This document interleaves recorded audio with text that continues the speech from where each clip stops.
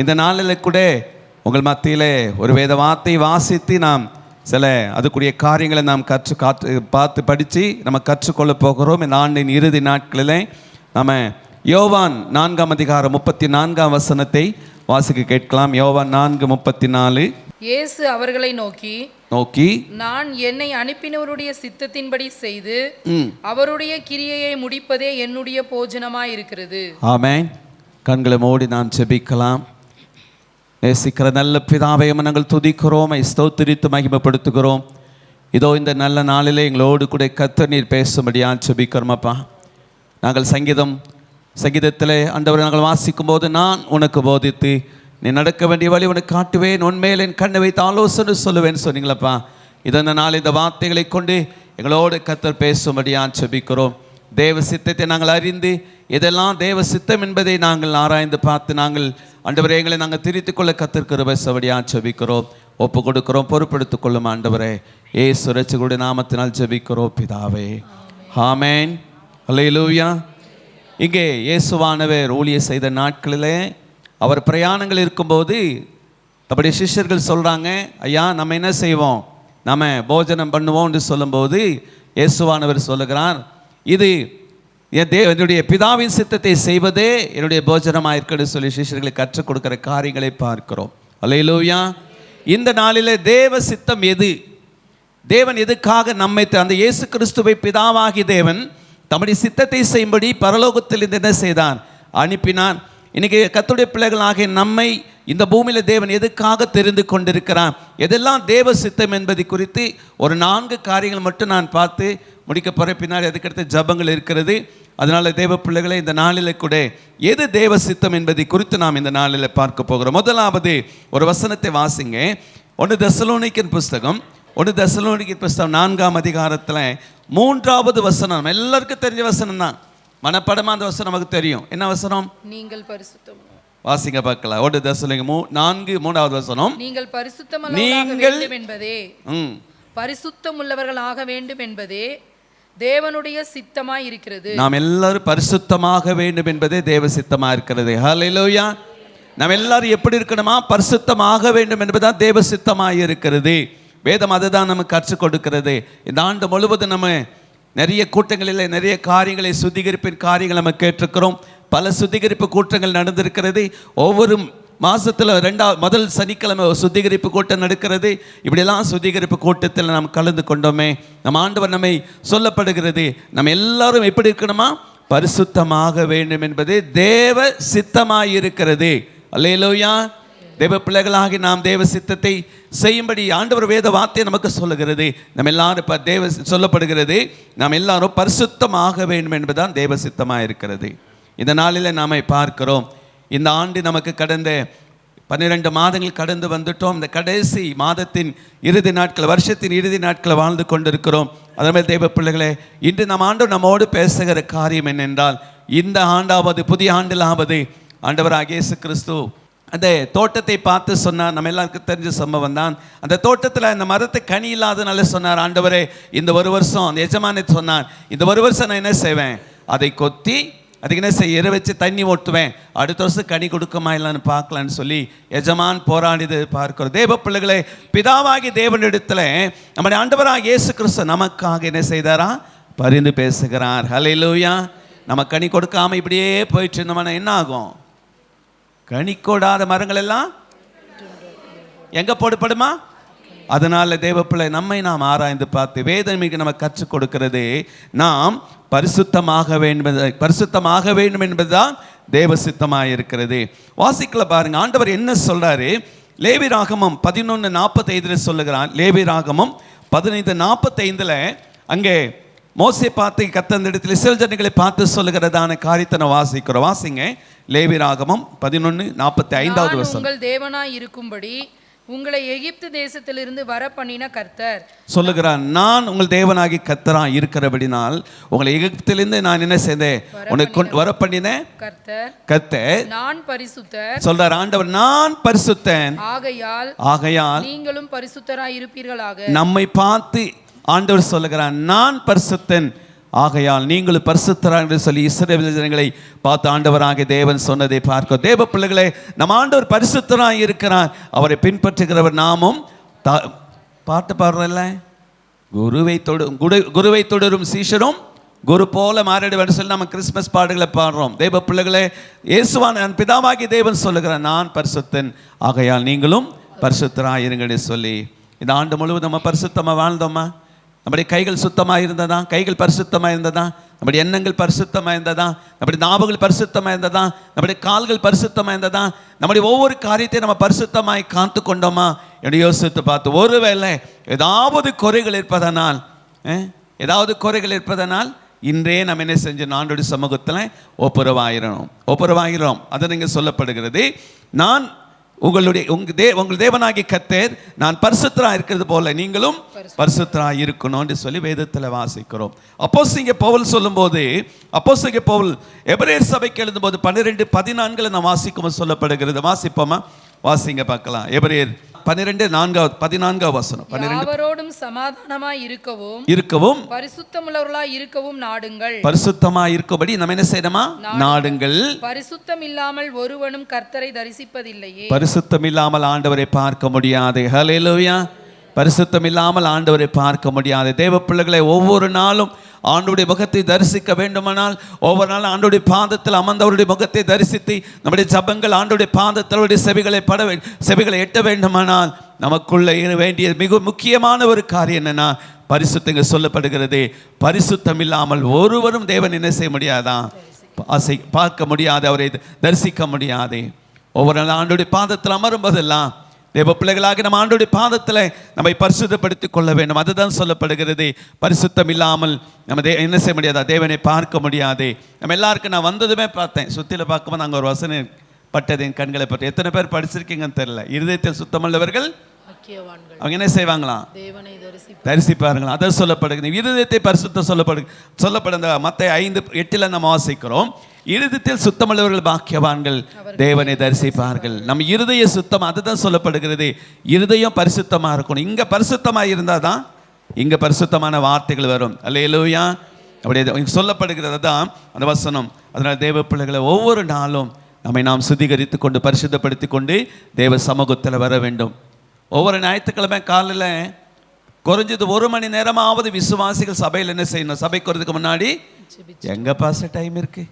காலையில் எழுந்தோமா, குளிச்சோமா, ஓடுனோமா, வந்தோமான்னு தான் இருக்கிறோம். அப்படி இருக்கக்கூடாது. காலையில் மற்ற நாளை காட்டில் கொஞ்சம் முன்னாடி எழுந்து குறைஞ்சது ஒரு நாள் நம்முடைய ஆண்டவருடைய வார்த்தை நம்ம உள்ளத்தில் கிரியை செய்ய வேண்டுமானால் குறைஞ்சது 1 மணி நேரமாவது, இல்லை 1/2 மணி நேரமாவது முழங்காலில் நின்று என்னோடு கூட பேசும் ஆண்டவரே என்று சொல்லி நம்ம என்ன செய்யணும்? ஆண்டோடைய சமூகத்தில் நம்மை நாம் சுத்திகரித்து கொண்டு பரிசுத்தப்படுத்தி கொண்டு ஆண்டோடைய சமூகத்தில் வந்தோம்னா நிச்சயமாக கர்த்தர் நம்மோடு கூட பேச வல்லவராக இருக்கிறார். எத்தனை பேர் விசுவாசிக்கிறோம் நம்ம? ஆமென். அது மாத்திரமல்ல, இங்க சொல்லப்படுகிறது பாருங்க, 1 பேதுருல ஆண்டவர் சொல்றாரு பாருங்க. இங்க பேதுரு 1:15-16 வாசிங்க. உங்களை அழைத்தவர் பரிசுத்தராய் இருக்கிறதுனால நீங்களும் உங்கள் நடக்கைகள் எல்லாவற்றிலேயும் பரிசுத்தராய் இருங்கள். எல்லாவற்றிலும் பரிசுத்தமா இருக்கணும். நான் பரிசுத்தர், ஆண்டவர் சொல்றார், நான் பரிசுத்தன், ஆகையால் நீங்களும் பரிசுத்தராய் இருங்கள் என்று எழுதியிருக்கிறது. சொல்லப்படுகிறது. ஆகையால் நீங்களும் பரிசுத்தமாய் இருங்கள் என்று சொல்லி எழுதியிருக்கிறதே. இங்க சொல்லப்படுகிறது, நான் பரிசுத்தன், ஆகையால் நீங்களும் பரிசுத்தராய் இருங்கள். உங்கள் எல்லா நடக்கையிலும் எல்லாவற்றையும் நம்ம என்ன செய்யணும்? நம்ம பரிசுத்தமாக இருக்கணும். அப்போஸ்தலனாகிய பவுல் தீமோத்தேயுக்கு சொல்லும்போது, அப்போஸ்தலனாகிய பவுல் சொல்லும்போது சொல்றார், உன் இளமை குறித்து ஒருவன் அசட்டைப்படாதபடிக்கு எல்லாவற்றையும் என்ன செய்யணுமா? நீ என்ன செய்யணும்? மற்றவர்களுக்கு முன்மாதிரியாக இருக்கணும்னு சொல்லி வேதம் சொல்லுகிறது. ஹல்லேலூயா. அது மாதிரி தேவ பிள்ளைகளை மற்ற ஜனங்களுக்கு நம்ம என்ன செய்யணும்னா, ரட்சிக்கப்படாத ஜனங்களுக்கு, பழைய விசுவாசி புதிய விசுவாசிக்கு எப்படி இருக்கணும்? முன்மாதிரியாக இருக்கணும். ஹல்லேலூயா. பழைய விசுவாசி 9 மணிக்கு ஜபம், 10 மணிக்கு ஜபம்னா 10-11 மணிக்கு, புது விசுவாசி 12 மணிக்கு தான் வந்து சேரும். அதனால மற்ற விசுவாசிகளுக்கு முன்மாதிரி சொல்லப்படுகிறது. நான் பரிசுத்தனாகையால் நீங்கள் பரிசுத்தராக இருக்க வேண்டும் என்று சில வேதம் நமக்கு கற்றுக் கொடுக்கிறது. அதுதான் சொல்லப்படுகிறது. பரிசுத்தமாக வேண்டும் என்பதுதான் தேவ சித்தமாக இருக்கிறது. இன்னொரு வசனத்தை கூட வாசிக்கல பாருங்க. 1 யோவான் 1 8-10 வரைக்கும் ஒருத்தர் வாசிங்க. 1 யோவான். நமக்கு பாவமில்லை என்போமானால் இல்லை என்போமானால் நம்மை நாமே வஞ்சிக்கிறவராய் இருக்கிறோம். சத்தியம் நமக்குள் இராது. சத்தியம் நமக்குள் இராது சொல்லப்படுது பாருங்க. நம்மள பாவம் இல்லை என்போமானால் நம்மை நாமே வஞ்சிக்கிறோம், சத்தியம் நமக்குள் இராது. நம்முடைய பாவங்களை நாம் அறிக்கையிட்டால் பாவங்களை நமக்கு மன்னித்து எல்லா பாவங்களை மன்னித்து எல்லா அநியாயத்தையும் நீக்கி நம்மை சுத்திகரிப்பதற்கு அவர் உண்மையும் நீதியும் உள்ளவராய் இருக்கிறார். அவர் உண்மையும் நீதியும் பரிசுத்தமல்லா இருக்கிறதுனால சொல்லப்படுகிறது, நம்முடைய பாவங்களை ஆண்டவருடைய சமூகத்தில் அறிக்கை செய்து நம்ம ஒவ்வொரு நாள் நம்ம என்ன செய்யணுமா, பரிசுத்தப்படுத்திக் கொள்ளணும். அதுதான் சொல்லப்படுகிறது. தேவ பிள்ளைகளை, சில நேரங்களில் நம்ம தீர்மானம் எடுக்கிறோம். புதிய வருஷத்துல நிறைய தீர்மானங்களை எடுக்கிறோம். இந்த வருஷத்துல நான் இதெல்லாம் செய்யணும். ஒரு சிலர் சொல்லுவாங்க, ஞாயிற்றுக்கு நம்ம இந்த புது வருஷத்தில் ஒரு ஞாயிற்றுக்கிழமை கூட என்ன செய்யக்கூடாது, சபைக்கு வராமல் இருக்கக்கூடிய தீர்மானம் பண்ணுறாங்க. ஆனால் அந்த தீர்மானத்தில் கடைசி வரைக்கும் இருக்கிறாங்களன்னா கிடையவே கிடையாது. அது மாதிரி சில தீர்மானங்கள் நம்ம சபையில் எடுக்கிறோம். இந்த காரியத்தை நான் செய்வேன், இந்த காரியத்தை விட்டு விடுவேன், இதெல்லாம் சேர்க்க வேண்டிய சொல்லி நம்ம எதை சேர்க்கணுமோ அதை நம்ம என்ன செய்யணும், சேர்க்கணும். எதை விடணுமோ அதை எல்லாத்தையும் விட்டுட்டு நம்ம இருப்போம் சொல்லி தீர்மானம் எடுக்கிறோம். ஆனால் சில நேரங்களில் அந்த தீர்மானத்தை நம்ம என்ன செஞ்சிடறோம், விட்டுறோம். தானியேல் நல்ல ஒரு தீர்மானத்தை எடுத்தார். தானியேல் 1ஆம் அதிகாரத்தில் வாசிக்கிறோம். தானியேல் 1ஆம் அதிகாரத்தில் வாசிக்கும் போது 8வது வசனம் நினைக்கிறேன், அதில் சொல்லப்படுது பாருங்க. ஒரு தீர்மானம் எடுக்கிறான், ராஜாவுடைய போஜனத்தில் நான் என்ன செய்ய மாட்டேன், என்னை நான் தீட்டுப்படுத்திக் கொள்ள மாட்டேன் என்று சொல்லி. ஆமென். அது மாதிரி சில தீர்மானங்களை நம்ம எடுக்கணும். அந்த தீர்மானத்தில் உறுதியாக இருக்கணும். அதை தான் சொல்லப்படுகிறது. ஒரு நாள் ஒரு சின்ன ஒரு கதையை நான் சொல்கிறேன் பார்த்துக்குங்க. ஒரு நாள் ஒரு முயலும் ஒரு பன்னி 2 பேரும் ஒரு பந்தயம் போட்டுக்கிச்சான். என்னன்னா, குறுக்கா ஒரு கயிறு கட்டி கீழே ஒரு பெரிய சாக்கடை போயிட்டுருக்கு. ஒரு கயிறு கட்டி அதை மேலே என்ன செய்யணும், இந்த பக்கம் நடந்து அந்த பக்கம் என்ன செய்யணும், போயிட்டு மறுபடியும் திரும்பி இந்த பக்கம் வந்துடணும். இப்படி நடக்கும்போது பார்த்தீங்களன்னா அங்கே என்ன நடக்குது, ஒருனா முதலாவது இந்த என்ன செய்கிறாங்க, முயலை என்ன செய்யுது, போக சொல்லுது. இந்த முயல் என்ன செய்யுது, நேராக கண்ணை மூடிட்டு அந்த பக்கம் போயிட்டு இந்த பக்கம் திரும்பி வந்துடுது. மறுபடியும் இந்த பக்கம் அந்த பக்கம் போயிட்டு பந்தயத்தில் ஜெயிச்சிச்சு. இப்போ என்ன செய்யுது, 2வது இந்த பன்னி என்ன செய்ய தெரியுமா, அது நேராக முதலாவது அந்த பக்கம் போகுது. போயிட்டு பார்க்கும்போது இதை கண்ணை மூடிட்டு போகுது. கீழே என்ன இருக்குது, சாக்கடை ஓடிக்கிட்டு இருக்க ஒரு சகதி இருக்கிறதுனால இந்த பக்கம் போயிட்டு பார்க்குது. போயிட்டு திரும்பி வரும்போது பாதி வரைக்கும் வந்தோடனே கண்ணை திறந்து கீழே பார்க்குது. ஆனால் நாம் இருக்க வேண்டிய இடம் அது இதுன்னு சொல்லிட்டு கீழே விழுந்து அதில் உருடி பிறண்டிட்டு இருக்கு. ஹல்லேலூயா. இன்னைக்கு அநேக கிறிஸ்தவனுடைய வாழ்க்கை அப்படிதான் இருக்கிறது. தீர்மானத்தை எடுக்கிறோம், ஆனால் தீர்மானத்தில் உறுதியாக இருக்க முடியல. ஏனென்றால் ஜபம் இல்லை. ஜபம் இல்லாதனால நம்ம ஜெயிக்க முடியல, உலகத்தை ஜெயிக்க முடியல, நம்ம எடுக்கிற தீர்மானத்தில் உறுதியாக இருக்க முடியல. அதனால சொல்லப்படுகிறது, பரிசுத்தம் பரிசுத்தம் மிக முக்கியமான தேவ பிள்ளைகளுக்கு பரிசுத்தத்தை குறித்து வாசிக்கிறோம். அதான் சொல்லப்படுகிறது, பாவம் இல்லை என்போமானால் நம்மை நாமே வஞ்சிக்கிறோம். என்ன இல்லையா, சத்தியம் இல்லை. சத்தியம் நமக்குள்ள இருந்துச்சுன்னா, அந்த வேத வார்த்தை நமக்குள்ள இருந்துச்சுன்னா, ஆண்டவர் சொன்னார், நானே வழியும் சத்தியம் ஜீவன் என்று சொன்னார். அது மாத்திரமல்ல, சொல்லப்படுகிறது, ஆதியிலே வார்த்தை இருந்தது, அந்த வார்த்தை தேவனிடத்தில் இருந்தது, அந்த வார்த்தையை தேவனாய் இருந்த அந்த தேவனாகி கர்த்தருடைய வார்த்தை நமக்குள்ள இருந்துச்சுன்னா நம்ம என்ன செய்ய மாட்டோம், பரிசுத்தத்தை விட்டு கொடுக்க மாட்டோம். பரிசுத்தத்தை ஒருபோது தேவ பிள்ளைகள் என்ன செய்யணும், பரிசுத்தமான காரியங்களை நம்ம என்ன செய்யணும், ஒவ்வொரு நாள் பரிசுத்தப்படுத்தி கொண்டே இருக்கணும். அதை தான் சொல்லப்படுகிறது, பாவம் இல்லை என்போமானால் நம்மை நாமே இருக்கிறோம். சத்தியம் நமக்குள்ள இராதே. நம்முடைய பாவங்களை அறிக்கை செய்யும்போது நம்ம கர்த்தர் நம்ம என்ன செய்கிறான். 2ஆம் அதிகாரத்தில் 1 யோவான் 2ஆம் அதிகாரம் 1-2 வசனங்களை வாசிக்கும்போது சொல்லப்படுது பாருங்க. என் பிள்ளைகளே நீங்கள் பாவம் செய்யாதபடிக்கு இவைகளை உங்களுக்கு எழுதுகிறேன். இவைகளை நான் உங்களுக்கு எழுதுகிறேன். ஒருவன் பாவம் செய்வானானால் நீதிபரராய் இருக்கிற இயேசு கிறிஸ்து நமக்காக பிதாவினிடத்தில் பரிந்து பேசுகிறவர் சொல்லப்படுகிறது பாருங்க.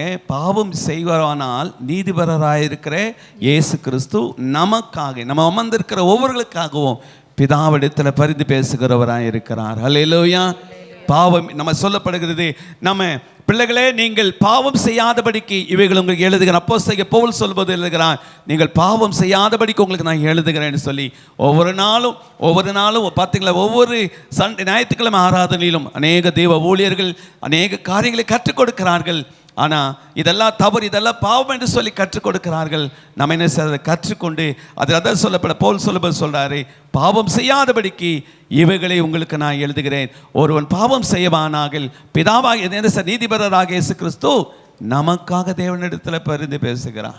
நமக்காக பரிந்து பேசுகிற தேவனா இருக்கிறான். இந்த ஒரு விசை மன்னியும் அப்பா, இந்த ஒரு விசை என் பிள்ளை மன்னியும் என்று சொல்லி அவர் பரிந்து பேசுகிறவராக இருக்கிறார் தேவ பிள்ளை. அதுதான் சொல்லப்படுகிறது. 3ஆம் அதிகாரம் அது யோவான் 3:3 இப்படி நம்ம வாசிக்கிற பாருங்க. 3:3 வாசிக்கிற பாருங்க. அவர் மேல் இப்படிப்பட்ட நம்பிக்கை வைத்திருக்கிறவன் அவர் மேல் இப்படிப்பட்ட நம்பிக்கை வச்சிருக்கிற எவனும் அவர் சுத்தமுள்ளவராய் இருக்கிறது போல இயேசு கிறிஸ்து சுத்தமா இருக்கிறது போல தன்னையும் சுத்திகரித்துக் கொள்கிறான். ஹல்லேலூயா. இயேசு கிறிஸ்து சுத்தம். அங்க சொல்லப்படுகிறது அவருக்கு ஒரு அருமையான பேருண்டு, சுத்த கண்ணன். ஒரு பாவம் அறியாத சுத்த கண்ணன், ஒரு பாவம் அறியாத சொல்லப்படுகிறது. அவர் அத்தனை பாடுகளும் அவ்வளவு கஷ்டங்களை அனுபவிக்கும்போது கூட அவர் வாயிலிருந்து ஒரு பொய் கூட வரல, ஒரு தூசணமான வார்த்தை வரல, சொல்லப்படுகிறது அவர் பாவம் செய்யவில்லை என்று சொல்லி நம்ம வாசிக்கிறோம். தேவ பிள்ளைகளாக நம்முடைய வாழ்க்கை யோசித்து பாருங்க. இந்த 2025ஆம் ஆண்டுல எத்தனை நாம் ஆண்டிற்கு பிரியமில்லாத காரியங்கள், எத்தனை ஆண்டிற்கு பிரியமில்லாத பேச்சுகள், எத்தனை ஆண்டிற்கு பிரியமில்லாத காரியங்கள் நம்ம செய்து ஆண்டவரை துக்கப்படுத்தியிருக்கிறோம். எவ்வளவு முறை நம்ம ஆண்டவருக்கு விரோதமாய் பேசி அவர் முகத்தில் மறுபடியும் நம்ம என்ன செஞ்சிருக்கிறோம்? காயப்படுத்திருக்கிறோம். அப்படியே நம்ம ஆண்டவருக்கு விரோதமான காரியங்களை செய்து எத்தனை மறுபடியும் கைகளை நம்ம காயப்படுத்திருக்கிறோம். ஆண்டவர் போகாத இடத்தில் சொல்லப்பட்டதே முதல் சங்கீதத்தை, துர்மார்க்குடைய ஆலோசனை நடவாமலும் பாவிட வழியில் நில்லாமலும் பரிகாசக்கர உட்காராமலும் கர்த்தருடைய வேதத்தில் பிரியமாயிருந்து இரவும் பகலும் தியானிக்கிற மனுஷன் சொல்லி நம்ம வாசிக்கிறோமே. எத்தனை முறை ஆண்டவருக்கு பிரியமில்லாத காரியங்களை செய்து நடந்து போய் ஆண்டவரை துக்கப்படுத்திருக்கிறோம். இது எல்லாத்தையும் நம்ம இந்த கடைசி இந்த மாதத்தின் இறுதி நாட்களில், இந்த வருஷத்தில் நம்ம என்ன செய்ய போகிறோம் தெரியுமா?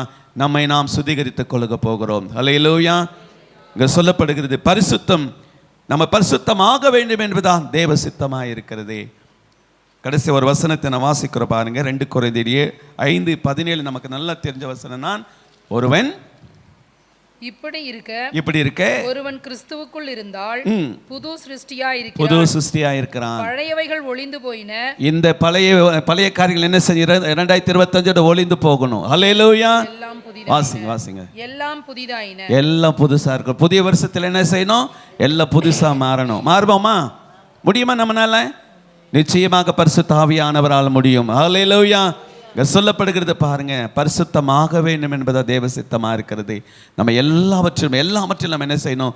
பரிசுத்தத்தை காத்துக்கொள்ளணும். பரிசுத்தம் இல்லாமல் ஒருவர் ஆண்டவர் பார்க்க முடியாது. 2025ஆம் ஆண்டில் நமக்கு ஆசீர்வாதம் வேண்டுமானால், 2025ஆம் ஆண்டு கொடுக்கிற வாக்குத்தத்த வசனங்கள் நிறைவேற வேண்டுமானால் நம்மை சுத்திகரித்துக் கொள்ளணும். வேதம் அதுதான் சொல்லுகிறது. பரிசுத்தமாக வேண்டும் என்பதுதான் தேவ சித்தம். நம்ம தேவ சித்தத்தை செய்ய வந்திருக்கிறோம். இயேசு கிறிஸ்து சொன்னார், பிதாவின் சித்தத்தை செய்த நான் இந்த பூமியில் வந்தேன் என்று சொன்னார்.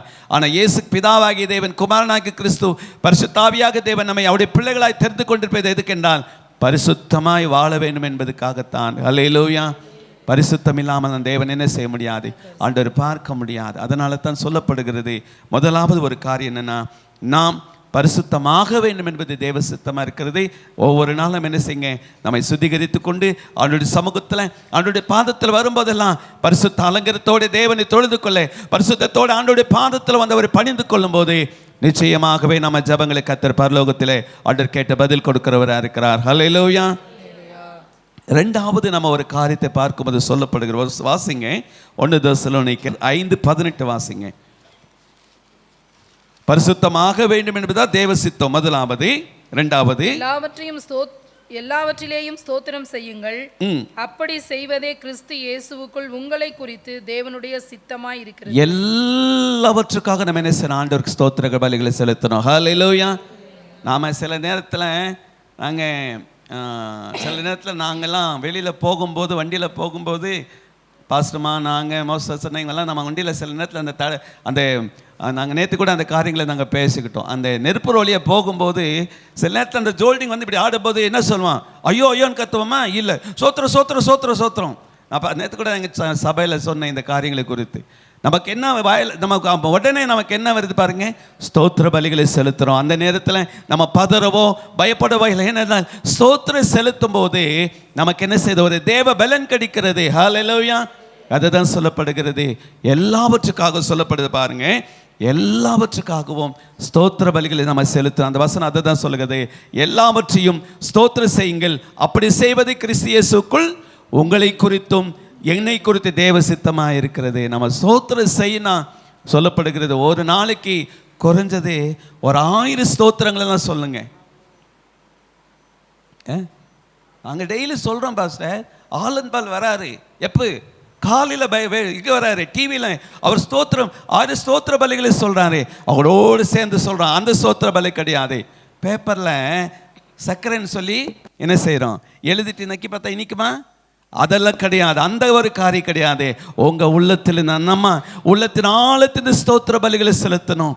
காலையில் எழுந்தோட ஆண்டோடைய பாதத்தில் வந்து அமர்ந்து, ஆண்டவரே ராத்திரி முழுவதும் என்னை பாதுகாத்திரப்பா, இரவெல்லாம் எனக்கு நல்ல சொப்பனங்கள் நல்ல தரிசனங்களை கொடுத்தீங்கப்பா, அதுக்காக ஸ்தோத்திரம் சொல்லணும். மாலையில் வீடுக்கு சேரும்போது, ஆண்டவரே காலை தொடங்கி இந்த வினாடி வரைக்கும் எங்களை பாதுகாத்து வந்திரப்பா, உமக்கு ஸ்தோத்திரம் என்று சொல்லணும் எந்த சூழ்நிலையிலும். அதனால தான் தாவீது அருமையாக சொல்றாரு, எக்காலத்திலும் அவர் துதி எப்போது என் வாயில் இருக்கும். அதனால தான் சொல்லப்படுகிறது, சிங்க குட்டிகள் தாழ் சென்று பட்டின கிடக்கும், கர்த்தரை தேடுகிறதுக்கு ஒரு நன்மை குறைபடாது. ஹல்லேலூயா.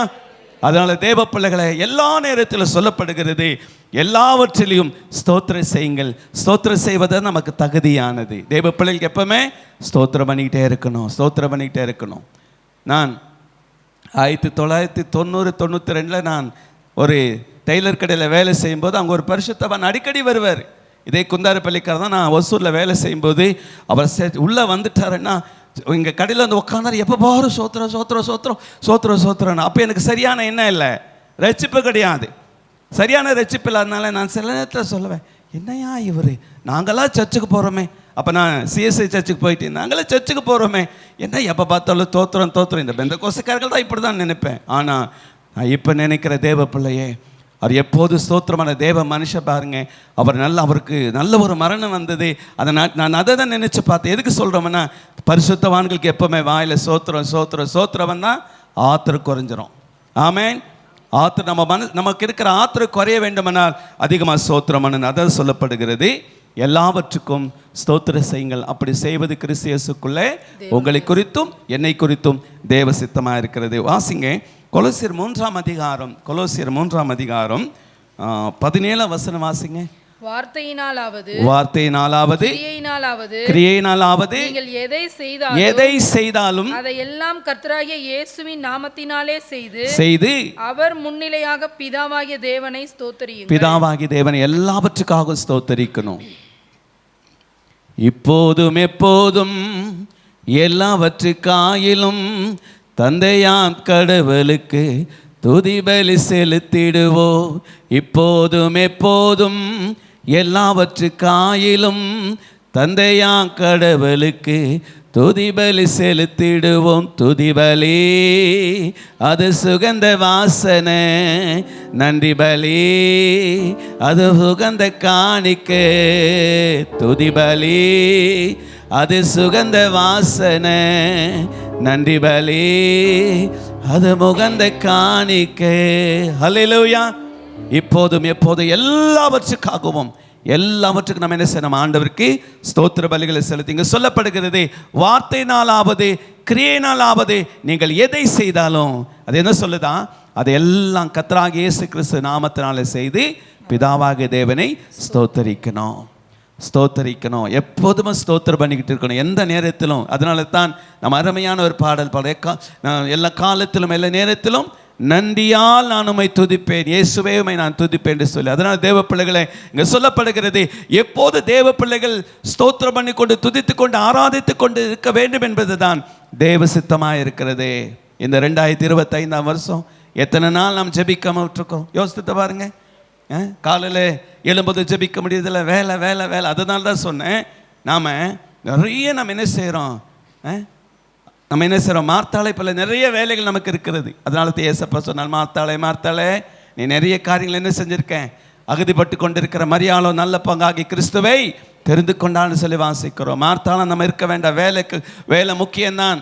ஆனால் ஜபத்துக்கு ஒரு நேரத்தை ஒதுக்கணும். எல்லாத்துக்கும் நேரம் இருக்கும், சாப்பிட்றதுக்கு நேரம் வச்சுருக்கோம், வேலைக்கு போகிறதுக்கு நேரம் வச்சுருக்கோம், தூங்குறதுக்கு நேரம் வச்சுருக்கோம், எழுதுறதுக்கு நேரம், எல்லாத்துக்கும் நேரம் இருக்குது. ஆனால் ஜபத்துக்கு மட்டும்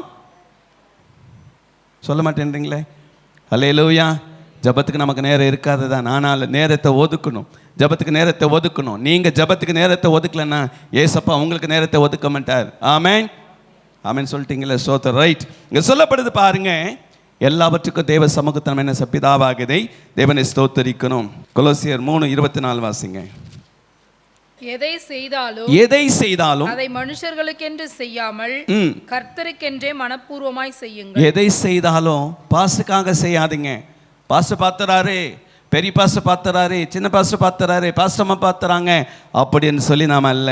நம்ம அது சொல்லப்படுங்க, நம்ம எதை செய்தாலும் அதை மனுஷுக்கென்று செய்யாமல் கர்த்தருக்கென்று எப்படி செய்யணுமா? மனப்பூர்வமாக செய்யணும், மனப்பூர்வமாக செய்யணும். எல்லாரும் நம்ம இப்போ ஆவியில் நிரம்பி ஜெபிப்போம், அப்போ தான் கைகளை தட்டி தோத்துறோன்றோம். அது யாருக்காக செய்யுது? ஆமாம், அதனால் அப்படி நம்ம செய்ய வேண்டாம். உங்களுக்குள்ள ஆவியானவர் ஏவுதல் செய்யும்போது, உங்களுக்குள்ள ஆவியானவர் உங்களுக்குள்ள கிரியை செய்யும்போது நீங்கள் என்ன செய்யுங்க?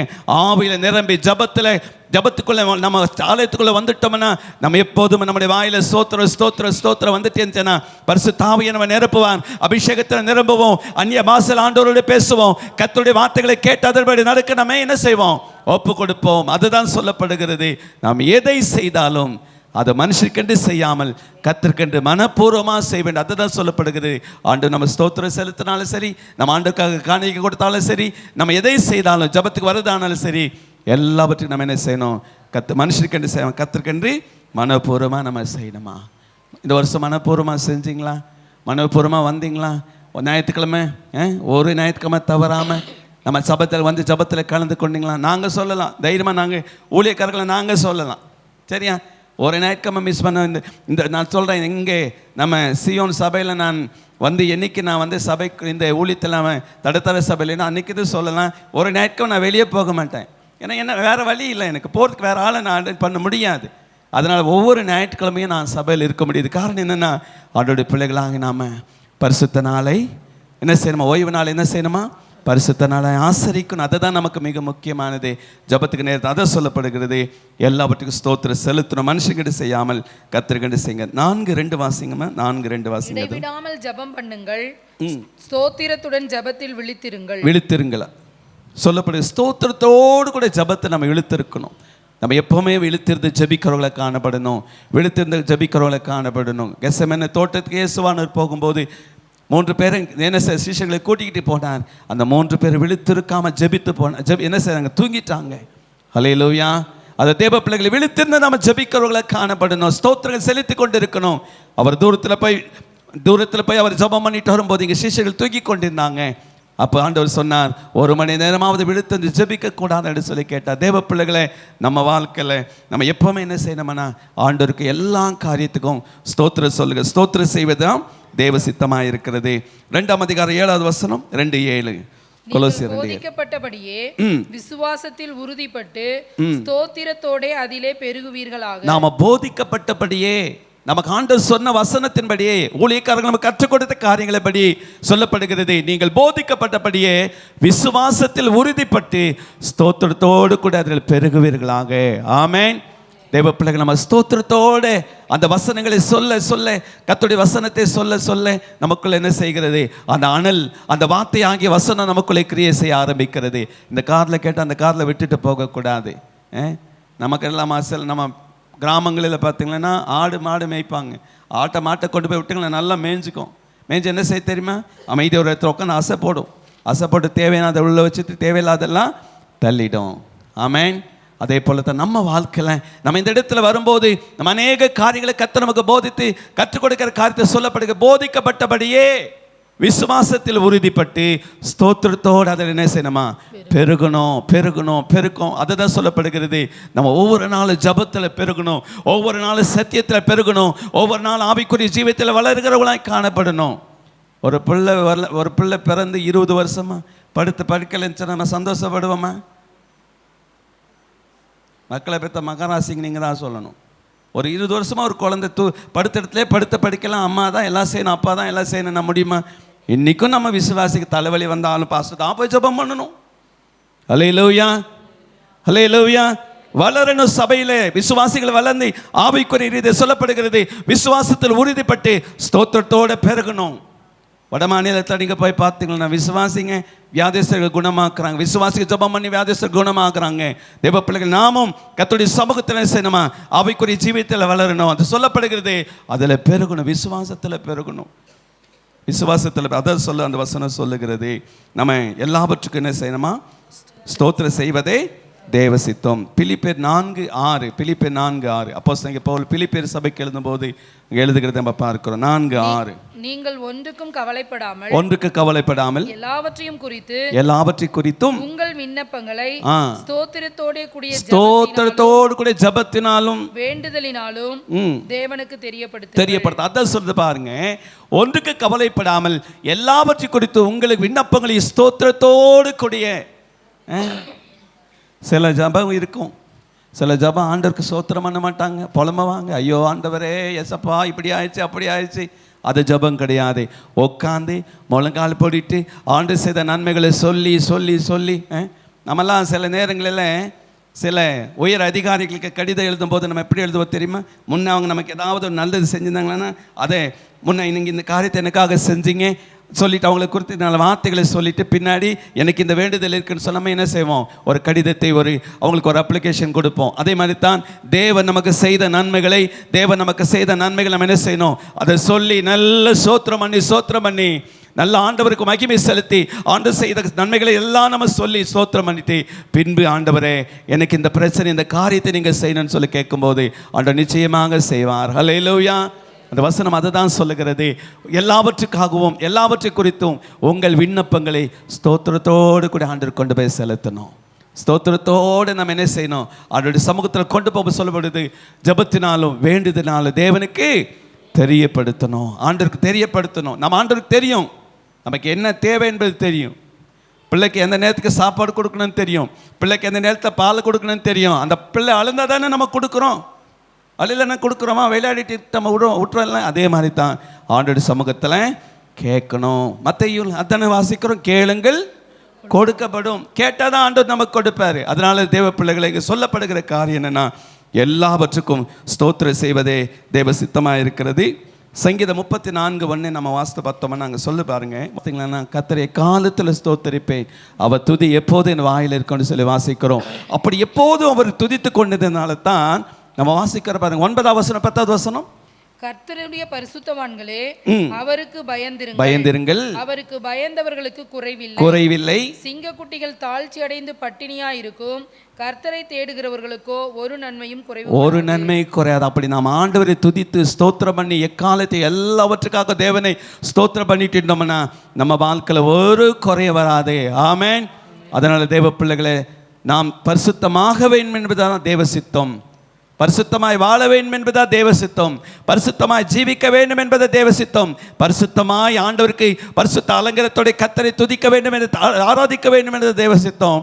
முதலாவது பரிசுத்தமாக வேண்டும் என்பது தேவ சித்தம். தேவன் நம்ம எதுக்காக அழைத்தார் என்றால் பரிசுத்தமாய் வாழ வேண்டும், இந்த பூமியிலே பரிசுத்தமாய் ஜீவிக்க வேண்டும். பரிசுத்தவான்கள் சொல்லப்படுகிறது, கர்த்தருடைய பரிசுத்தவான்கள் என்று நமக்கு பேர் இருக்கிறது. அதனால பரிசுத்தமாய் வாழ வேண்டும் என்று தேவ சித்தம். இரண்டாவது எல்லாவற்றுக்கும் ஸ்தோத்திரம் செய்ய வேண்டும் என்பது தான் தேவ சித்தம். மூன்றாவது வாசிங்க 1 தீமோத்தேயு 2ஆம் அதிகாரம் 4ஆம் வசனம். 1 தீமோத்தேயு 2:4. எல்லா மனுஷரும் ரட்சிக்கப்படவும் சத்தியத்தை அறிகிற அறிவை அடையவும் அவர் சித்தமுள்ளவராய் இருக்கிறார். சொல்லப்படுகிறது எல்லா மனுஷர்களும் ரட்சிக்கப்பட வேண்டும் என்பதே தேவ சித்தமாக இருக்கிறது. ஒருவர் கெட்டு போவது தேவ சித்தம் அல்ல, எல்லாரும் ரட்சிக்கப்பட விரும்புகிற கர்த்தர் தான் நம்முடைய ஆண்டவர். ஹல்லேலூயா.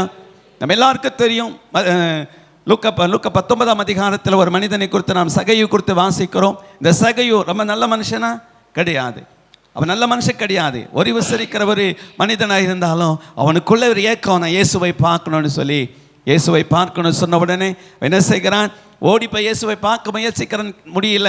அந்த வழியாக வரும்போது ஒரு காட்டத்தின் மரத்தில் ஏறி மேலே உட்காந்து அவன் நினைச்சான் நாம உட்காந்துருக்கிறது யாருக்கு தெரியாதுன்னு சொல்லி நினைச்சான். ஆனால் ஆண்டவர் மரத்தடியில் வந்து விட்டார், சகைவை சீக்கிரமாக இறங்கி வந்தான். இறங்கி வந்த உடனே நான் எனக்கு உன் வீட்டில் தங்கணும்னு சொன்ன உடனே கூட இருந்தவங்களாம் முறுமுறுத்தாங்க, ஒரு பாவி இவர் வீட்டுக்கு போகிறாரே, இவன் அக்கிரமக்காரன், என்ன சார் நம்மளால் அடித்து என்ன செய்தா வரி பணத்தை வாங்கினவன் ஆச்சே, இவன் வீட்டுக்கு போகிறாருன்னு சொல்லி கேட்டார். ஆனால் அங்கே இயேசு சொன்ன வார்த்தை என்ன தெரியுமா, இழந்து போனதை தேடவும் ரட்சிக்கவே மனுஷகுமார் வந்திருக்கான்னு சொன்னார். ஹல்லேலூயா. தேவ பிள்ளைகளை பாவிகளானாலும் அக்கிரமக்காரரானும் அநியாயக்காரரானும் யாராக இருந்தாலும் ஆண்டவர் ரட்சிக்கணும்னு விரும்புகிற தேவன் தான். ஒருவர் கெட்டு போவது தேவ சித்தம் அல்ல, எல்லாரும் ரட்சிக்கப்பட விரும்ப. அதுதான் சொல்லப்படுகிறது, எல்லா மனிதரும் ரட்சிக்கப்பட வேண்டும் என்பதே தேவ சித்தமாக இருக்கிறது. அப்போ எல்லா ஜனங்களும் ரட்சிக்கப்படணும்னா நாம் என்ன செய்யணும்?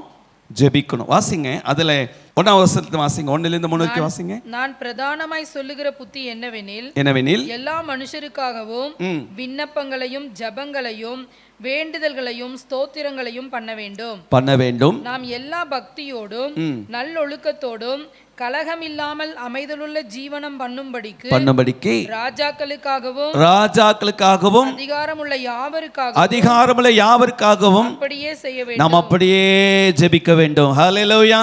அதுதான் தேவ சித்தம். ஒருவர் கெட்டு போவது தேவ சித்தம் அல்ல. நம்முடைய தேசத்தின் அதிபதிகளுக்காக, தேசத்தை ஆளுகிற தலைவர்களுக்காக, தேசத்தை ஆளுகிற ஒவ்வொருவர்களுக்காக நம்ம என்ன செய்யணும்? பாரத்தோடு ஜெபிக்கணும். அதுதான் சொல்லப்படுகிறது. ஆண்டவருடைய ஏக்கம் என்னன்னா, ஒருவர் கெட்டு போவது தேவ சித்தம் அல்ல. அதே ஏக்கம் நமக்குள்ள இருக்கணும். நம்ம பக்கத்தில் இருக்க நம்ம பக்கத்து வீட்டுக்காரங்க நம்ம ரட்சிப்புக்குள்ள கொண்டு வர முடியல, நம்ம ஊர்ல இருக்கிறவங்க நிறைய பேர் ரட்சிப்புக்குள்ள கொண்டு வர முடியல, அவங்களெல்லாம் ரட்சிக்கப்படும் என்பதுதான் தேவ சித்தமாக இருக்கிறது. அதுக்கு நம்ம என்ன செய்யணும்? பாரத்தோடு ஜெபிக்கணும். ஜெபிக்கலைன்னா ஜெயம் கிடையாது. அதுதான் சொல்லப்படுகிறது. ஒருவர் கெட்டு போவது தேவ சித்தம் அல்ல, எல்லாரும் மனந்திரும்ப ரட்சிக்கப்படணும்னா நம்ம பாரத்தோடு ஜெபிக்கணும். எல்லா மனுஷர்களும் ரட்சிக்கப்பட வேண்டும்தான் தேவ சித்தமாக இருக்கிறது. அதுக்காக நம்ம என்ன செய்யணும்னா பாரத்தோடு ஜெபிக்கணும். இங்கே நம்ம வாசிக்கிற பாருங்க, ஆதி ஆகமத்தில் சோதம் குமார பட்டணத்தை தேவன் அழிக்கிறேன்னு சொல்லி 2 தூதர்கள் வந்து ஆபிரகாமுக்கிட்ட பேசும்போது, ஆபிரகாம் எங்கேயோ அழிச்சுக்கங்கப்பா, நான் நல்லா இருந்த போதுன்னு சொல்லி சொன்னாரா? இல்லை. அந்த தூதரோடு என்ன செய்தா? அவர் பரிந்து பேசினார்னு சொல்லி வாசிக்கிறோம். தேவ பிள்ளைகளை, நம்ம வாழ்க்கையிலும் மற்றவங்களுக்காக தேவ சமூகத்தில் நானும் என் குடும்பம் என் பிள்ளைகள் மட்டும் ரட்சிக்கப்பட்டு பரலோகத்தில் போய் போனால் போதாதுன்னு சொல்லி நம்ம என்ன செய்ய போதுன்னு சொல்லி இருந்துருக்கூடாது.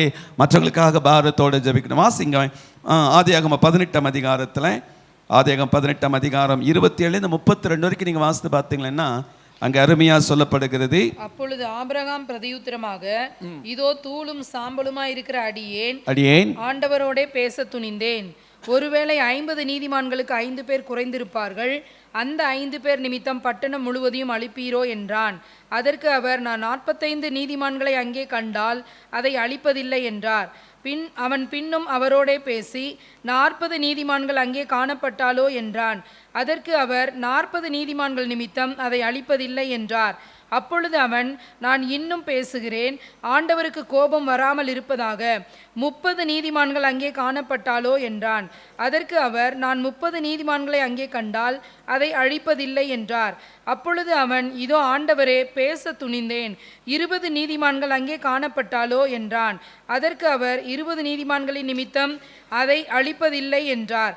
அப்பொழுது அவன், ஆண்டவருக்கு கோபம் வராதிருப்பதாக, நான் இன்னும் இந்த ஒரு விசை மாத்திரம் பேசுகிறேன், 10 நீதிமான்கள் அங்கே காணப்பட்டாலோ என்றான். அதற்கு அவர், 10 நீதிமான்கள் நிமித்தம் அதை அழிப்பதில்லை என்றார். ஹல்லேலூயா. இங்க பாருங்க, 50, 40, 30, 20, 10. அங்க எத்தனை நீதிமான்கள் இருந்தாங்க? 1. ஹல்லேலூயா. 10க்கு குறையா, 10க்கு கம்மி தான் அங்கே சொல்லப்படுகிறது. அந்த நீதிமான்கள் 10க்கு குறைவே ஆய்ந்த கூட அந்த தேசத்தில் என்ன செய்தார்? லோத்தின் மனைவி பிள்ளைகள் என்ன செய்த ஆண்டவர் விடுவிச்சார்னு சொல்லி நம்ம வாசிக்கிறோம். தேவ பிள்ளைகளை, அப்போ பாருங்க, ஆபிரகாம் என்ன செய்கிறான்? அந்த தேவதூதரிடத்தில் பரிந்து பேசுகிறார்.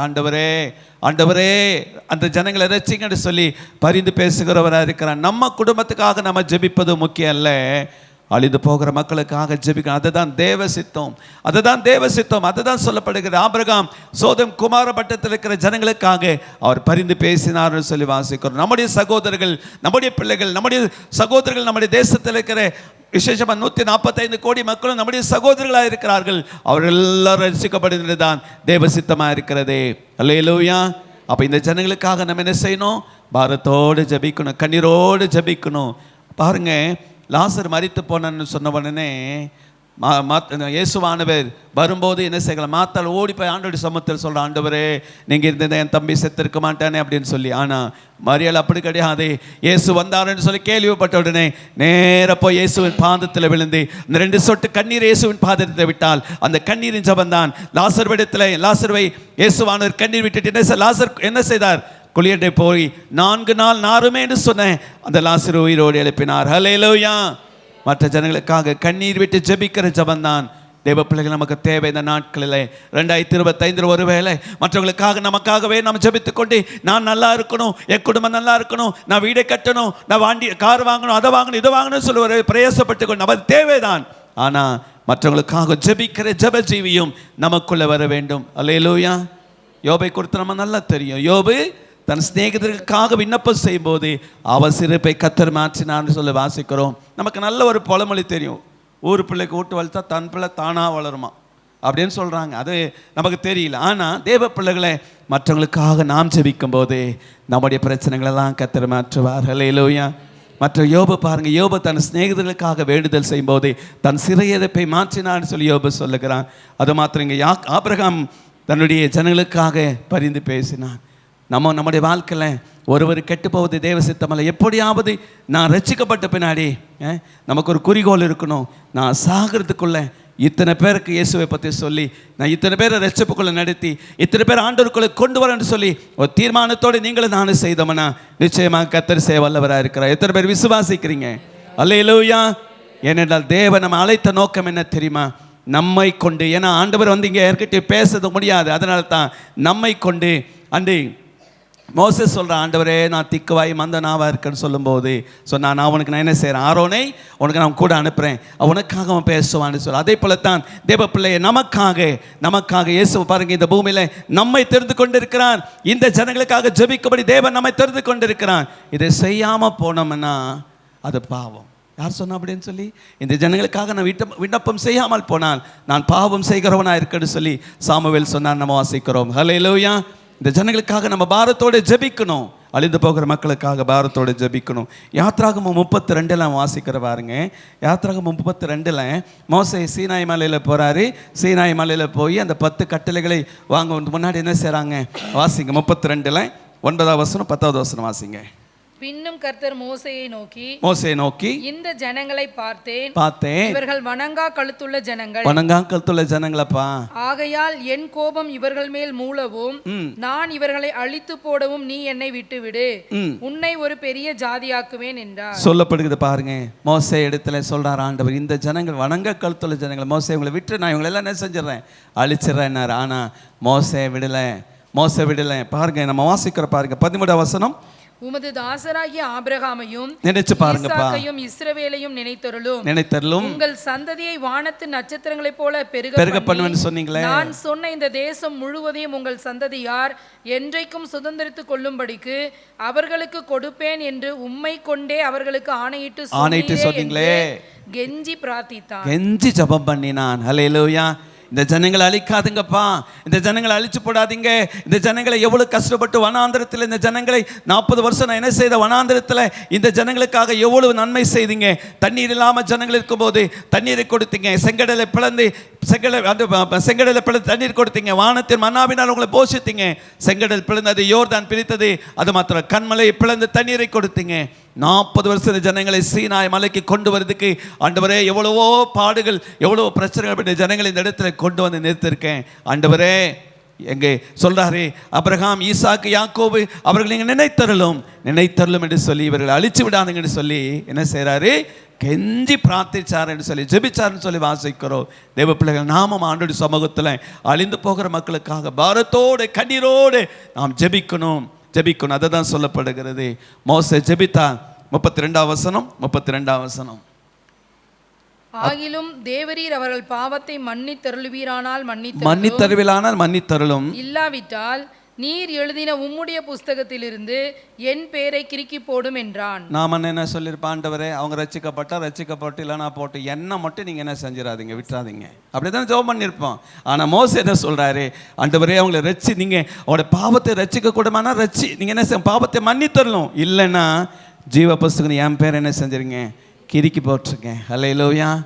தேவ பிள்ளைகள், இதுதான் ஆண்டோடைய சமூகத்தில் ஒரு தேவ மனிதனுக்கு, ஒரு தேவ பிள்ளைகளுக்கு அழகு என்னன்னா, தேவனுடைய இதயத்தில் உள்ள பாரங்களை அறிந்து, தேவனுடைய இதயத்தில் இருக்கிற அந்த தேவ சித்தத்தை அறிந்து செயல்படுகிறான் பாருங்க, அவங்க தான் தேவ மனிதர்கள். சொல்லப்படுகிறது மோசேக்கு அந்த ஜனங்களுக்கு கொடுத்த ஒரு பாரம் இருந்தது. அருமை தேவ ஜனமே, நமக்கும் அந்த பாரம் வேணும். அழிந்து போகிற மக்களுக்காக பாரத்தோடு ஜெபிக்கிறேன், கண்ணீரோடு ஜெபிக்கிறேன் சொல்லுகிறாருங்க மோசே. அவர் எப்படி சொல்றாரு பாருங்க, கெஞ்சி பிரார்த்திச்சார், கெஞ்சி ஜெபம் பண்ணினார். மாத்திரம் இல்லை, ஏசப்பா ஒருவேளை அந்த பிள்ளைகள் நீங்கள் மன்னிக்காமல் போனா என் பேர் ஜீவ புஸ்தகத்தை எடுத்து போடுங்கன்னு சொல்லி ஆண்டோட சமூகத்தில் ஜெபிக்கிறதை பார்க்கும். தேவ பிள்ளையே, நம்ம வாழ்க்கையில் மற்றவங்களுக்காக ஜெபிக்கிற ஒரு அனுபவம். ஏனென்றால் தேவ என்ன சொல்லப்படுது, எல்லா மனுஷர்களும் ரட்சிக்கப்பட வேண்டும் என்பதே தேவ சித்தம். அந்த தேவ சித்தத்தை நம்ம என்ன செய்யணும், நிறைவேற்றணும். அல்லேலூயா. அடுத்த ஒரு வசனத்தை வாசிங்க. எஸ்தர் 4ஆம் அதிகாரத்தில், எஸ்தர் 4ஆம் அதிகாரம் 13ஆம் வசனம். மொர்தெகாய் எஸ்தருக்கு திரும்ப சொன்னது, நீ ராஜாவின் அரண்மனையில் இருக்கிறதினால் மற்ற யூதர் தப்பக்கூடாது இருக்க நீ தப்புவாய் என்று உன் மனதிலே நினைத்து கொண்டிருக்கிறாயே. வாசிங்க அப்படி கண்டிப்பா. நீ இந்த காலத்திலே மௌனமாய் இருந்தால் யூதருக்கு சகாயமும் ரட்சிப்பும் வேறொரு இடத்திலிருந்து எழும்பும் வந்துரும். அப்பொழுது நீயும் உன் தகப்பன் குடும்பத்தாரும் அழிவீர்கள். நீ இப்படிப்பட்ட காலத்துக்கு உதவியா இருக்கும்படி உனக்கு ராஜ மேன்மை கிடைத்திருக்கலாமே, யாருக்கு தெரியும் என்று சொல்ல சொன்னான். 15-16 அப்பொழுது எஸ்தர் மொர்தெகாய்க்கு மறுபடியும் சொல்ல சொன்னது, நீர் போய் சூசானில் இருக்கிற யூதரை எல்லாம் கூடி வர செய்து 3 நாள் அல்லும் பகலும் புசியாமலும் குடியாமலும் இருந்து எனக்காக உபவாசம் பண்ணுங்கள், நானும் என் தாதிமாரும் உபவாசம் பண்ணுவோம். இவ்விதமாக சட்டத்தை மீறி ராஜாவினிடத்தில் பிரவேசிப்பேன். நான் செத்தாலும் சாகிறேன் என்று சொல்லி சொல்ல பாருங்க. என்னுடைய உயிர் போனாலும் பரவாயில்ல, என்னுடைய இனத்தார் என்னுடைய ஜனங்கள் ரட்சிக்கப்படும் என்று சொல்லி எஸ்தர் மனதில் ஒரு பாரம் இருந்தது. அங்கே மொர்தெகாய் சொல்லுகிறான், ஒருவேளை நீ ராஜாவோட வீட்டில் உட்கார்ந்துருக்கிற, நீ பரலோகத்துக்கு போயிடுவேன்னு நினைச்சிருக்கலாம். நம்ம அப்படிதான் நினைச்சிருக்கோம். நம்ம சியோன் சபையில் இருக்கிறோம், நம்ம எல்லாரும் பரலோகத்துக்கு போயிடுறோம். ஆனால் நம்முடைய குடும்பங்கள், நம்முடைய சொந்தம் பந்தம் ரட்சிக்கப்படாமல் இருக்கிறதே, அவங்களுக்கெல்லாம் யார் உத்தரவாதம்? நீங்களும் நானும் தான். நம்முடைய குடும்பங்கள், நம்முடைய பிள்ளைகள், இன்னைக்கு நம்முடைய பிள்ளைகளை நம்ம சரியான சத்திய பாதையில் நடத்த முடியாத சூழ்நிலை அப்படி இருக்கிறதே.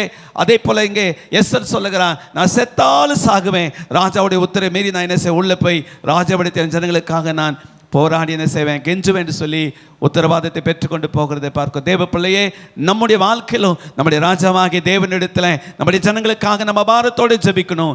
அதுதான் தேவ சித்தமாக இருக்கிறது. எல்லா மனுஷன் ரட்சிக்கப்பட வேண்டும் என்று தேவ சித்தம் தான். அதை ரட்சிக்கப்படணும்னா நீங்களும் நான் பாரத்தோடு ஜெபிக்கணும். நீங்களும் நான் பாரத்தோடு ஜெபிக்கும் போது எப்படி ஆதியாகமத்தில் நம்ம ஆபிரகாம் ஜெபித்தது போல, யாத்ராகமத்தில் மோசே ஜெபித்தது போல, எஸ்தர் புஸ்தகத்தில் எஸ்தர் ஜெபித்தது போல நீங்களும் நான் நம்முடைய ஜனங்கள் அழிவுக்கூடாது என்பதுக்காக என தேவசித்தம். அதுதான், ஒருவர் கெட்டு போவது தேவசித்தம் அல்ல, ரட்சிக்கப்படும். அதுக்காக நாம பாரத்தோடு ஜெபிக்கணும். எசேக்கியேல் நம்ம எல்லாருக்கும் தெரிஞ்ச வசனம் தான். எசேக்கியேல் 18:23 வசனம் வாசிங்க. துன்மார்க்கன் சாகிறது எனக்கு எவ்வளவேனும் பிரியமோ. ஆண்டு சொல்றார் பாருங்க, துர்மார்க்கன் சாகிறது எனக்கு பிரியம் அல்ல, அவன் தன் வழிகளை விட்டு திரும்பி பிழைப்பது அல்லவோ எனக்கு பிரியம் என்று. அவன் மனம் திரும்புவது தானே எனக்கு பிரியம் என்று சொல்லி கர்த்தராகிய ஆண்டவர் சொல்லுகிறார். தேவ பிள்ளை, துர்மார்க்கன் சாவது கர்த்தருக்கு பிரியம் அல்ல. பாவத்தில் ஒரு மனுஷன் சாகிறனா அது நமக்கே என்ன செய்றோம், பக்கத்து வீட்டுக்காரர் யாராவது இயேசு அறியாமல் போயிட்டாங்க, நம்ம என்ன சொல்கிறோம், ஐயோ ரட்சிக்கப்படாமல் செத்து போனானே இந்த மனுஷன், ரட்சிக்கப்படாமல் போயிட்டாலே இந்த அம்மா நம்ம நினைக்கிறேன்ல. அதே போல தான் தேவ பிள்ளைய நம்ம ஆண்டவர் துர்மார்க்கத்தில் ஒருத்தர் சாகிறனா ஆண்டவர் விரும்புகிறதல்ல. விரும்புகிறவன் என்ன செய்யணும், மனம் திரும்பணும். 32ஆம் வசனத்துல அதுதான் சொல்லப்படுகிறது. 32 மனம் திரும்புங்கள், அப்பொழுது பிழைப்பீர்கள், அப்படி பிழைப்பீர்கள். சாகிறவனுடைய சாவை நான் விரும்புகிறதில்லை என்று கர்த்தராகிய ஆண்டவர் சொல்லுகிறார். இன்னைக்கு நிறைய ஆத்மா சாவை நோக்கி ஓடிக்கொண்டிருக்கிறது. உயிரோடு வாழ்ந்து கொண்டிருக்கிறார்கள், ஆனா ஆத்மா செத்து கொண்டிருக்கிறது. அந்த மாதிரி ஆத்மக்களுக்காக பாரத்தோடு நாம் ஜெபிக்கிறவர்களாக காணப்படணும். தேவ பிள்ளைகளாக நம்முடைய வாழ்க்கையில பார்த்தோம். முதலாவது பரிசுத்தமாக வேண்டும் என்பதுதான் தேவ சித்தம். இரண்டாவது எல்லாவற்றுக்கும் ஸ்தோத்திரம் செய்ய வேண்டும் என்பதுதான் தேவ சித்தம். மூன்றாவது எல்லா மனிதரும் ரட்சிக்கப்பட வேண்டும் என்பதுதான் தேவ சித்தம். அல்லேலூயா. நான்காவது தேவ சித்தம் என்னன்னு சொல்லி பார்த்தோம்னா, தேவனுக்கு சித்தமானதை செய்யதான் தேவ சித்தமா இருக்கு. நம்ம ஆண்டவருக்கு எது பிடிக்குமோ அதை நம்ம செய்யணும். ஆண்டவருக்கு பிடிக்காத நம்ம செய்யக்கூடாது. ஆண்டவர் நம்ம சில நேரத்தில் சொல்லுவாங்க, துர்மார்க்குடைய ஆலோசனை நடக்காதுன்னா அந்த வழியில் நடப்போம், அங்கே போகாதானா அங்கே தான் போவோம், என்ன நடக்குமா பார்க்கலாம்னு சொல்லிப்போம். அது சொல்லப்படுகிறது. தேவனுக்கு சித்தமானதை செய்ய வேண்டும். அதுதான் தேவ சித்தம். ஆண்டவருக்கு எது பிடிக்குமோ அதை செய்ய. எது ஆண்டவருக்கு சித்தம்? இப்போ நம்ம படித்ததுனால பார்த்தோம், பரிசுத்தமாக ஜீவிப்பது தேவ சித்தம். ரெண்டாவது, எல்லாவற்றுக்கும் ஸ்தோத்திரம் பண்ணுவது தேவ சித்தம். மூன்றாவது, எல்லா மனுஷரும் ரட்சிக்கப்படும் என்பது தேவ சித்தம். அது மாத்திரமல்ல, நம்ம என்ன செய்யணும்? இதுக்காக நாம் என்ன செய்யணும்னா பரிசுத்தமாக வாழணும். ரெண்டாவது, எல்லாவற்றுக்காக ஸ்தோத்திரம் பண்ணணும். மூன்றாவது, அழிந்து போகிற மக்களுக்காக பாரத்தோடு என்ன செய்யணும்? ஜெபிக்கணும். பாரத்தோடு ஜெபிக்கணும், கண்ணீரோடு ஜெபிக்கணும். எப்படி? மோசே பாரு, ஆபிரகாம் சொல்றாரு, பரிந்து பேசுகிறார், ஆண்டவரே 50 நீதிமான் இந்த அங்கே விடுவிப்பிறான், 40 நீதிமான் இந்த விடுவிப்பிறான், 30 நீதிமான் இந்த விடுவிப்பிறான், அங்கே 10 நீதிமான்களை விடுவிப்பிறான்னு சொல்லும்போது அங்கே 10க்கு குறைவாக தான் ஜனங்கள் இருந்தார்கள். ஆனாலும் கத்து என்ன செய்த? அந்த நீதிமான்களை ரட்சித்தான்னு சொல்லி வாசிக்கிறோம். மோசே ஜெபிக்கும் போது ஜெபிக்கிறார், ஆண்டவரே ஆபிரகாம் ஈசாக்கை நினைவென்றும் என்று சொல்லி கெஞ்சி பிரார்த்தித்தான்னு சொல்லி வாசிக்கிறோம். அந்த கெஞ்சி மன்றாடக்கூடிய ஒரு ஜபம் தான். இன்னைக்கு நிறைய மன்றாட்டு ஜபம் வைக்கிறாங்க, சில இடங்களில் மன்றாட்டு ஜபான்னு சொல்லி வைக்கிறாங்க. என்ன மன்றாடன்னு தெரியல. நாம் பாரத்தோடு தேவ சமூகத்தில் மன்றாடி ஜபிக்கணும். அடுத்து அங்கே சொல்லப்பட்டது போல அவர் சொல்கிறாரு பாருங்க, என்ன சொல்கிறாரு? ஆண்டவரே, ஒன்று அந்த ஜனங்களை நீங்கள் மன்னிக்க கூடுமான அது மன்னிங்க, இல்லைன்னா என்னுடைய பேரை ஜீவ புஸ்தகத்திலேருந்து எடுத்து போடுங்க. நமக்கு 2 புஸ்தகம் இருக்குது. என்ன புஸ்தகம்? ஜீவ புஸ்தகம் ஒன்று, இன்னொன்று ஞாபக புஸ்தகம். ஜீவ புஸ்தகம் நம்ம இன்னைக்கு ஆண்டவராக இயேசு கிறிஸ்துவை அங்கீகரித்து ஏற்றுக்கொண்டு ஞானஸ்தானம் எடுத்து இயேசு கிறிஸ்துவுக்காக நம்ம கனி கொடுக்க ஜீவிக்கிறோமோ, அன்னைக்கு நம்முடைய பேர் ஜீவ புஸ்தகத்தில் எழுதப்படும். ரெண்டாவது, ரட்சிக்கப்பட்ட பின்னாடி நம்ம என்னென்ன செய்கிறோம் என்பதை அனுதினமும் ஒவ்வொரு காரியத்தையும் ஆண்டவர் எழுதி வைக்கிறார். இதெல்லாத்தையும் பார்த்து தான் நமக்கு நியாயத்தீர்ப்பு எங்கே உருவாகுதா? ஃபஸ்ட்டு தேவ சபையில் உருவாக நியாயத்தீர்ப்பு தேவ சபைக்கு தான் முதலாவது. அதனால தேவ பிள்ளைகளாக நாம் சியோன் சபையில் இருக்கிறோம். ரொம்ப சந்தோஷம். சியோன் சபையில் இருக்க எஸ்தர் ராஜாத்தி நல்ல அரண்மனையில் சந்தோஷமாக மகிழ்ச்சியாக எல்லாமே கிடைச்சது, சந்தோஷமாக இருந்தா. ஆனால் மொர்தெக்காய் சொன்னா, இந்த ராஜமேன்மை கிடைச்சிருப்பதுக்கு ஒரு காரணம் இருக்கிறது, இந்த சபையில் நாம் இருப்பதுக்கு ஒரு காரணம், மற்ற ஜனங்களுக்காக ஜெபிக்கணும்னு சொல்லி தான் கர்த்தர் இந்த சபையில் நம்ம வைத்திருக்கிறார். ஹல்லேலூயா. ஜெபிக்காமல் போனால் பாவம் செய்கிறவர்களாக இருப்போம் என்று சொல்லி வேதத்தில் வாசிக்கிறோம். மற்றவங்களுக்காக பாரத்தோடு ஜபிக்கணும். அடுத்து இங்கே சொல்லி நம்ம வாசிக்கிற பாருங்க, நாம் தேவ சித்தத்தை செய்ய வேண்டும். யாக்கோபு 4:15 வாசித்து பாருங்க. யாக்கோபு 4:15. யாக்கோபு 4:15. ஆதலால் ஆண்டவருக்கு சித்தமானால் நாங்களும் உயிரோடு இருந்தால் இன்னின்னதை செய்வோம் என்று சொல்ல வேண்டும். இந்த காரியத்தை செய்வோம் என்று சொல்லுங்கள் என்று சொல்லி பாஸ்டர்களை அடிக்கடி ஃபோன் பண்ணும்போது சொல்வார். கர்த்தர் சித்தமானா இந்த திடீர்னு இன்னைக்கு ஃபோன் பண்ணார். கர்த்தர் சித்தமானா 27ஆம் தேதி சாயங்காலமும் 30ஆம் தேதி சார் 29 காலையில் நீங்கள் தான் மெசேஜ் கொடுக்கும், நீங்கள் தான் வந்து சபை நடத்தணுன்னாரு. சரிங்க, ஏன் பார்க்கலான்னு சொல்லிட்டேன். அப்படி தான் நம்ம ஒருவரோடு பேச. கர்த்தர் சித்தமானால் கேட்பாங்க சில, எப்படி இருக்கீங்க? கர்த்தர் நல்லா இருக்கும், ஆண்டவர் கிருபையில் நாங்கள் நல்லா இருக்கோம். அப்படி தான் சொல்லணும். ஏதோ நல்லா இருக்கும் அப்படி சொல்லக்கூடாது. நம்ம பேசுகிற விசுவாசமான வார்த்தைகள் நம்ம என்ன செய்யணுமா? விசுவாசமான வார்த்தைகள் அறிக்கை செய்யணும். விசுவாசமான இங்கே இருந்துச்சுன்னா சொல்லுவாங்க, சட்டியில் இருந்தால் தானே அகப்பையில் வருவானுவாங்க. இங்கே இருந்தால் தானே விசுவாசிக்க வெளியே வரும். அதே போல தான் தேவ பிள்ளைங்க சொல்லப்படுகிறது. நாம் இந்த வசனம் சொல்லுது பாருங்க, வசனத்தை வாசிங்க. அதனால் ஆண்டவருக்கு சித்தமானால் நாங்களும் உயிரோடு இருந்தால் இன்னின்னதை செய்வோம் என்று சொல்ல வேண்டும். வாசிங்க. எபிரேயர் 6:3 நீங்க வாசித்து பாருங்க. எபிரேயர் 6:3. தேவனுக்கு சித்தமானால் இப்படியே செய்வோம். தேவனுக்கு சித்தமானா அப்படியே நம்ம செய்யணும். தேவனுக்கு சித்தம் எதுவோ அதை மட்டும் செய்யணும். நம்ம பிரயாணங்கள் இன்னைக்கு நம்ம ஆண்டவருக்கு சித்தமான பிரயாணங்களா இருக்கிறதா? போகிறதுக்கு முன்னாடி ஆண்டவர் சமத்தை கேட்குறோமா, ஏசப்பா இந்த பிரயாணம் கர்த்தருக்கு சித்தமா? இந்த பிள்ளைக்கு கல்யாணம் பண்ண போகிறேன், கர்த்தருக்கு சித்தமா? நான் ஒரு நிலத்தை வாங்க போகிறேன், கர்த்தருக்கு சித்தமா? நான் ஒரு வீடு கட்ட போகிறேன், கர்த்தருக்கு சித்தமா? ஒரு வண்டி வாங்க போகிறேன், கர்த்தருக்கு சித்தமா? இதெல்லாம் ஆண்டவருடைய சமத்தில் கேட்டு என்ன செய்யணும்? ஆண்டவருடைய சமத்தோட சித்தத்தை அறிந்து நாம் செயல்படுகிறது தான் தேவ பிள்ளைகளுக்கு அழகு. இப்போ நம்ம வீட்டில் பெற்றவங்க இருக்காங்கன்னு வச்சுக்கோங்க. நம்ம பெற்றவங்க நம்ம என்ன செய்கிறோம்? பெற்றவங்கிட்ட கேட்டு தான் எல்லாத்தையும் செய்கிறோம். ஒரு வேளை கேட்காம செஞ்சால் பெற்றவங்க நம்ம பார்த்து என்ன சொல்லுவாங்க? என் பிள்ளை ரொம்ப நல்ல பிள்ளைன்னு சொல்லுவாங்களா? பெற்றவங்கிட்ட கேட்காம ஒரு காரியத்தை செஞ்சால் நம்ம அப்பா அம்மா என்ன சொல்லுவாங்க? என் பிள்ளை ரொம்ப நல்ல பிள்ளைன்னு சொல்லுவாங்களா? அடங்காத பிள்ளைன்னுவாங்க. அதனால பெற்றவங்கிட்ட நம்ம எல்லா காரியத்தையும் எப்படி கேட்டு செய்கிறோமோ, நம்ம அப்பா கிட்ட நம்ம எல்லா காரியத்தையும் சொல்லப்படுகிறது. ஆண்டவரே இது வாங்குறது உங்க சித்தமா? இங்கே போகிறது உங்க சித்தமா? இங்கே நிற்பது உங்க சித்தமா? இங்கே வருகிறது உங்க சித்தமானு சொல்லி எல்லாத்தையும் தேவ சித்தத்தை இங்கே அதை சொல்லப்படுது. தேவ சித்தத்தை அந்த வசனம் பாருங்க, தேவனுக்கு சித்தமானா அப்படியே செய்வோம். எல்லாத்தையும் தேவ சித்தம். வாசிங்க. எபிரேயர் 10:36 வாசித்து பாருங்க. எபிரேயர் 10:36. நீங்கள் தேவனுடைய சித்தத்தின்படி செய்து வாக்குத்தத்தம் பண்ணப்பட்டதை பெரும்படிக்கு பொறுமை உங்களுக்கு வேண்டியதா இருக்கிறது. சொல்லப்படு, நீங்க தேவனுடைய சித்தத்தின்படி செய்து வாக்குத்தத்தம் பண்ணப்பட்டதை பெரும்படிக்கு உங்களுக்கு பொறுமை மிக முக்கியமானது. ஹல்லேலூயா. தேவ சித்தத்தை செய்த போது வாக்குத்தத்தம் பண்ணப்பட்டதை நம்ம வெற்றுக்கொள்ள முடியும். ஆபிரகாமுக்கு அவர் வாக்குத்தத்தம் பண்ணினார். ஆபிரகாமுக்கு பார்த்தீங்களன்னா 75 வயசுல ஆபிரகாமுக்கு வாக்குத்தத்தம் பண்ணினார். என்ன வாக்குத்தத்தம்? கடலில் கூட்டிகிட்டு போய் காட்டினார். ஆபிரகாமே, கடலில் இருக்கிற மணலை எட்டி பாருனார். பார்த்தா, ஆண்டவரே என்ன மணல், உன் பிள்ளைகள் இப்படி இருக்குன்னு சொல்லி சொன்னான். அல்லேலூயா. அடுத்து ஒரு நாள் ஆபிரகாமை கூட்டிட்டு சொன்னான், கடலோரமாக போகும்போது சொன்னார், வானத்தை அண்ணாந்து பாருன்னு சொன்னார். பார்த்தான், என்ன இருக்கு? நட்சத்திரங்கள் இருக்குது, உடைய பிள்ளைகளுடைய சந்ததி இப்படி இருக்குன்னு சொல்லி சொன்னான். ஆபிரகாம் 75 வயதில் வாக்குத்தத்தம் பெற்ற ஆபிரகாம், அவர் 99 வயதில் கர்த்தருக்கு மகனை கொடுக்கும்போது அந்த வாக்குத்தத்தம் நிறைவேறினது. ஹல்லேலூயா. 25 வயது பொறுமையாக காத்திருந்தான். நம்ம வாழ்க்கையில் பொறுமை தேவை. ஒரு காரியத்தை செய்வது பொறுமை தேவை. ஒரு திருமண காரியம் செய்வது, இன்னைக்கு வாலிப பிள்ளைகள் நினைச்சங்க தாங்களே ஏற்படுத்திக்கிறாங்க. சோத்திரம், ஆண்டவர் சித்தத்தை கேட்கறது கிடையாது. அப்புறம் இடிக்குது, கொடையுது, என்ன பண்ண முடியாது. தேவ சித்தத்தை கேட்டு செய்யணும். அல்லேலூயா. நானே சொல்கிறேனே, நான் கல்யாணத்துக்கு முன்னாடி தேவ சித்தத்தை செய்யாமல் நிறைய காரியங்களை செஞ்சேன். கல்யாணத்துக்கு உங்களுக்கு நிறைய பேருக்கு தெரியாது அந்த ரகசியம். என்னுடைய கல்யாணத்துக்கு முன்னாடி பார்த்தீங்கன்னா, ஏற்கனவே நம்ம ஜெயா அம்மா பாஸ்டம்மா பார்த்துட்டு நான் வேண்டான்னு சொல்லி 1 வருஷம் வேண்டான்ட்டேன். ஏன்னா காதல் இல்லை, மூக்கில் இல்லை, எது இல்லை, வேண்டான்னு சொல்லிட்டு விட்டுட்டேன்.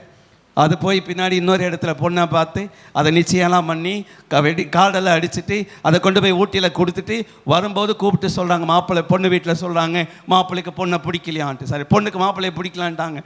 போச்சு. ஏன்னா நம்ம எதை பார்த்தோம்? தேவ சித்த கேட்காம நம்ம சுய விருப்பத்தின்படி நம்ம செஞ்சுட்டு அதுக்கு அடுத்தது அது என்னாச்சு? பிரச்சனை ஆச்சு. அடுத்து நான் பாஸ்டர்கிட்ட பேசினேன். ஐயா, இந்த நம்ம கவர்பட்ட பாஸ்டர் தான் அந்த திருமணக்காரை ஒழுங்குபடுத்தும் போது அவர் சொன்னார், ஜெயாக்கு இன்னும் கல்யாணம் ஆகலை தம்பி, அது ஸ்டான்லி கண்டு இருந்துச்சுன்னா கண்டிப்பாக ஆகும் பாஸ்டர். ஆனால் இப்போ இந்த ஜூன் மாதம் ஆகாது. ஏன்னா அந்த ஜூன் மாதத்தில் ஐயாவுடைய கடைசி மகளுக்கு அந்த 13 அதே ஜூன் 13 அவங்களுக்கு கல்யாணம், அந்த டேட்டில் ஆகாது. ஜூலை 15 கல்யாணம் வைக்கலாம்னு சொல்லி பேசினாங்க. அல்லேலூயா. தேவ சித்தத்துக்கு ஒப்பு கொடுத்ததுனால நாங்கள் இன்றைக்கி நல்லா இருக்கிறோம். ஆண்டோட கிருபையில நல்லா இருக்கிறோம். அல்லேலூயா. ஆனால் தேவ சித்தத்துக்கு ஒப்பு கொடுத்ததுனால தான் நான் சியோன் சபையில் பொண்ணு எடுக்க முடிஞ்சது. அதனால தான் எனக்கு ஊழியம் செய்ய முடிஞ்சது. இல்லைன்னா எங்காவது போய் ஏதாவது கம்பெனியில் வேலை செஞ்சு தான் போயிருக்கணும். அல்லேலூயா. அதோட தேவ பிள்ளைகளை தேவ சித்தத்துக்கு ஒவ்வொரு காரியத்தையும் இங்கே சொல்லப்பட்டது போல நீங்கள் தேவனுடைய சித்தத்தின்படி செய்து வாக்குத்தத்தம் பண்ணப்பட்டதை பெறும்படி பொறுமை ஆண்டோடைய பதத்தில் காத்திருக்கும் போது பொருத்தவன் பூமி ஆளவான், பொருத்தவன் பூமி ஆளவான்னு சொல்லி வாசிக்கிறோம். பொறுமையை ஆண்டோடைய பாதத்தில் காத்து ஜெபிச்சு பாருங்க, உங்கள் வாக்குத்தத்தத்தை கர்த்தர் நிறைவேற்றுகிறார். அல்லேலூயா. 12ஆம் அதிகாரம் 28வது வசனம். ஆதலால் அசைவில்லாத ராஜ்யத்தை பெறுகிறவர்களாகிய நாம் பயத்தோடும் பக்தியோடும் தேவனுக்கு பிரியமாய் ஆராதனை செய்யும்படி கிருபையை பற்றி கொள்ள கடவோம். சொல்லப்படுது பாருங்க, அந்த அசைவில்லாத ராஜ்யத்தை பெறுவர்களாகிய நாம் பயத்தோடும் பக்தியோடு. சிலருக்கு பக்தி இருக்கு, ஆனால் பயம் இல்லை. பக்தி என்ன தெரியுமா? கரெக்டாக சபைக்கு வந்துடுவாங்க, மிஸ் பண்ணாமல் வருவாங்க, ஆனால் தேவ பயம் இல்லை. அல்லேலூயா. அதனால தேவ பிள்ளைகள் நம்ம சொல்லப்படுகிறது பயத்தோடு. இந்த வசனம் சொல்லுகிறது, நாம் பயத்தோடு பக்தியோடு தேவனுக்கு பிரியமான ஆராதனை செய்யணும். நமக்கு பிரியமான ஆராதனை கிடையாது. ஒரு சில இடங்களை பார்க்கும்போது அந்த ஆராதனை அது வித்தியாசமாக இருக்கிறது.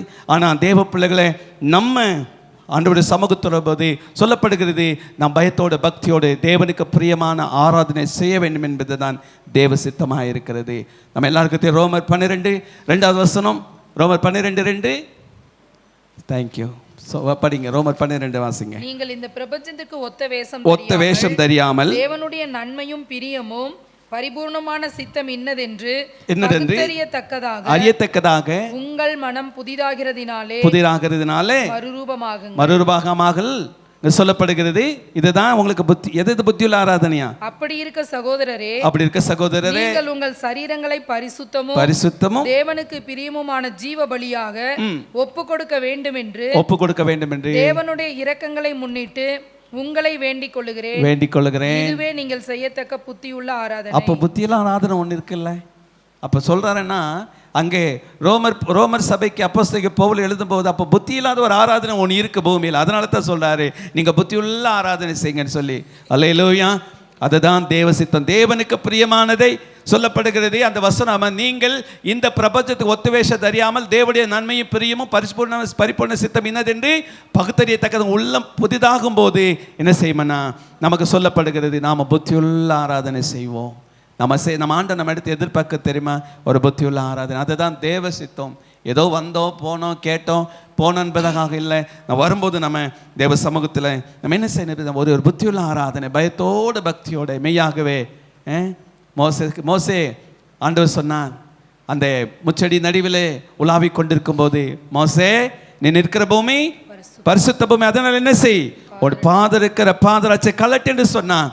நீங்களும் நான் இந்த ஆலயத்துக்குள்ள வந்துட்டோம்னா, நீங்களும் நான் இந்த ஆலயம் என்பது ஒரு பரிசுத்தமான பூமி. சொல்லப்படுகிறது, இது என்னுடைய வீடு, எல்லா ஜனங்களுக்கு ஜப வீடு என்று சொல்லி எழுதப்பட்டிருக்கிறது. அதனால இந்த ஆலயத்துக்குள்ள நம்ம உள்ள வந்த உடனே நமக்குள்ள என்ன இருக்கு தெரியுமா?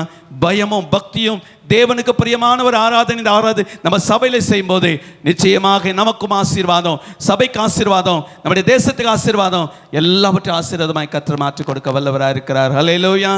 அதனால சொல்லப்படுகிறது, தேவ பிள்ளையே, இங்கே நம்ம வாசிக்கிறோம், தேவ சித்தத்தை செய்யணும்.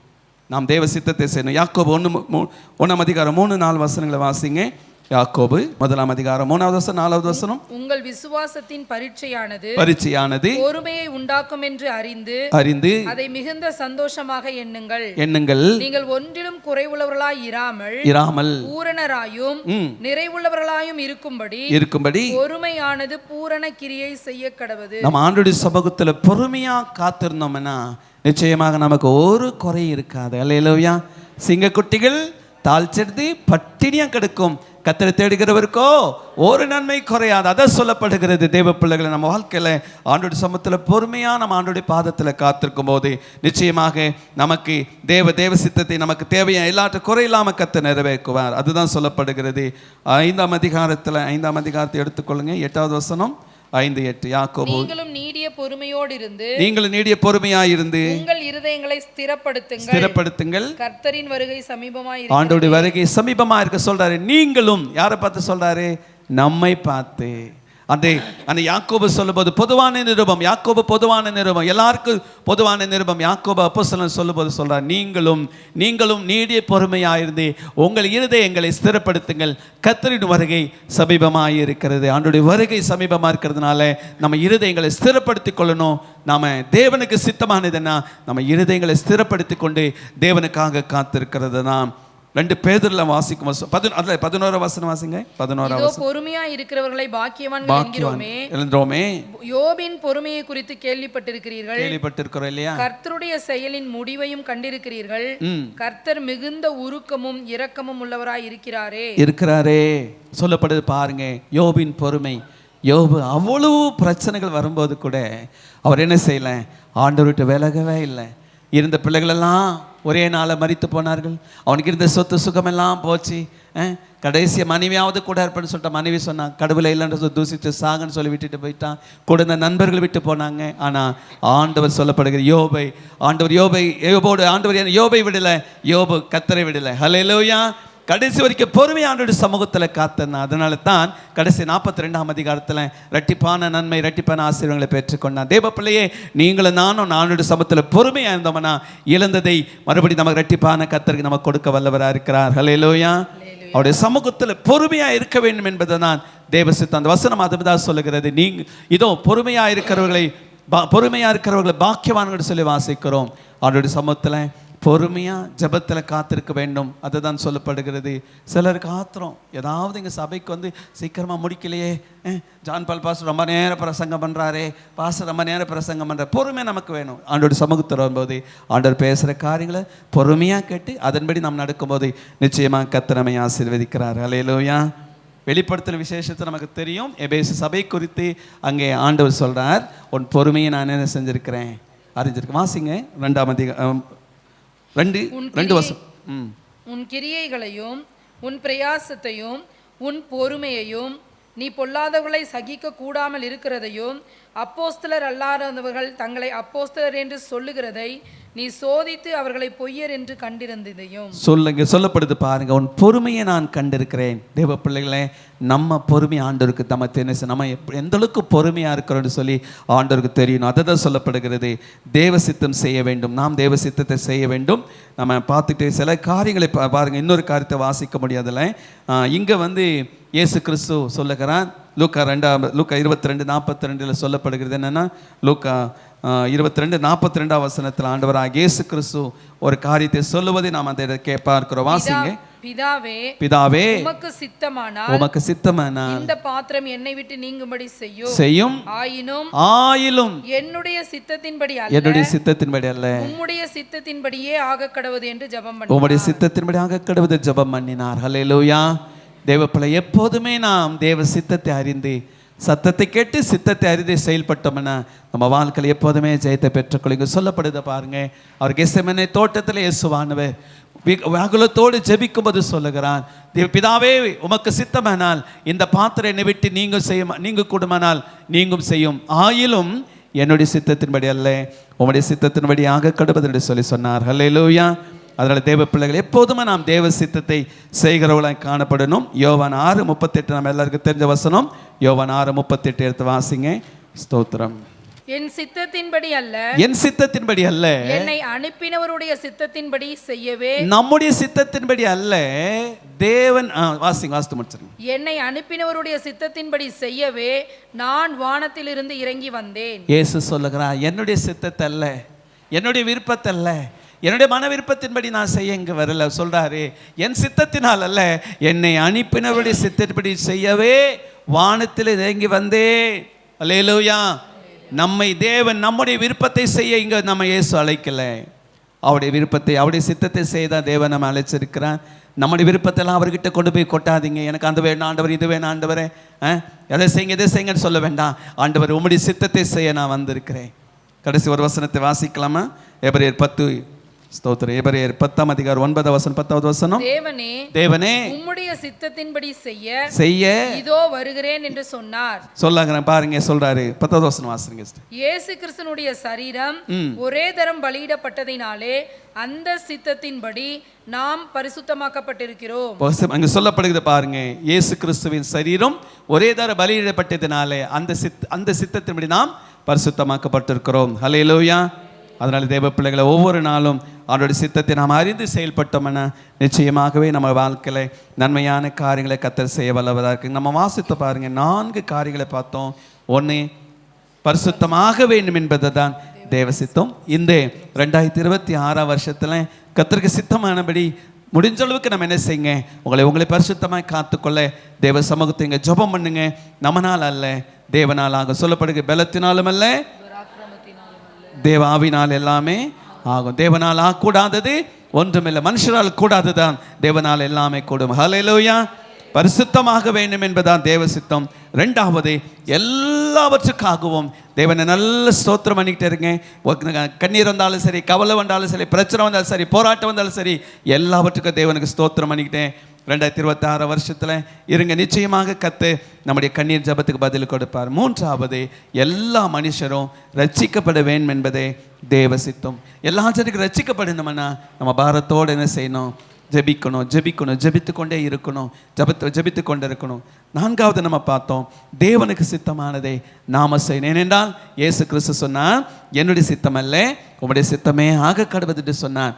இந்த பாத்திரம் நீங்க கூடுமானால் நீங்கட்டும், ஆனால் என்னுடைய சித்தத்தின்படி அல்லப்பா உம்முடைய சித்தத்தின்படி ஆகட்டும் சொல்லி பிதாவாகி தேவனை பார்த்து வேண்டுதல் செய்தார். அது மாத்திரமல்ல, இயேசு கிறிஸ்து இதோ தேவ சித்தத்தை செய்ய இதோ நான் வருகிறேன் என்று சொன்னான். இன்னைக்கு நீங்கள் ஒப்பு கொடுங்க, ஏசப்பா இது உம்முடைய சித்தத்தை செய்ய நான் இந்த இடத்துல இந்த சபையில் நான் வந்திருக்கிறேன். உம்முடைய சித்தத்தை செய்ய தெரிந்து கொண்டிருக்கீங்க. உம்முடைய விருப்பத்தை நான் செய்ய நான் ஆயத்தமாயிருக்கேன் என்று சொல்லி ஆண்டவருடைய சமூகத்தில் சொல்லுவதனால் நிச்சயமாகவே முடிவுண்டு. உன் நம்பிக்கை வீண் போகாது. ஹல்லேலூயா. ஒரு பாடலை பாடிட்டு நாம ஜெபித்து முடிக்க போறோம். என் சித்தம் அல்ல உம் சித்தம் நாதா, என்னாலே அல்ல உம்மாலே ஆகும்.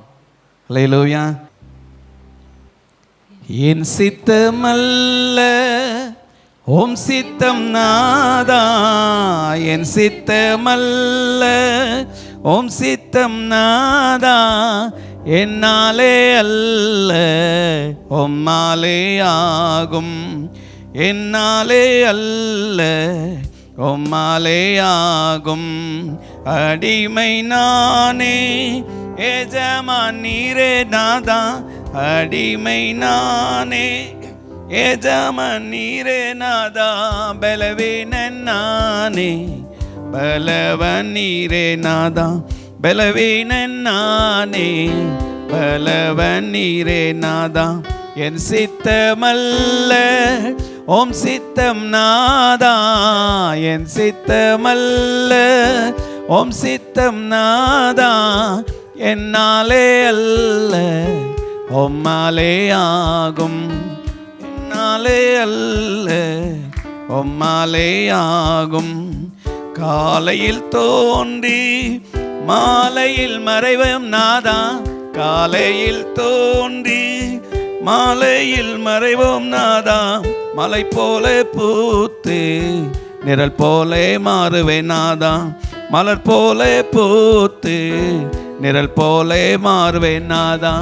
என் சித்தமல்ல ஓம் சித்தம் நாதா, என் சித்தமல்ல ஓம் சித்தம் நாதா, என்னாலே அல்ல உம்மாலே ஆகும். எல்லாம் நிற்போமா?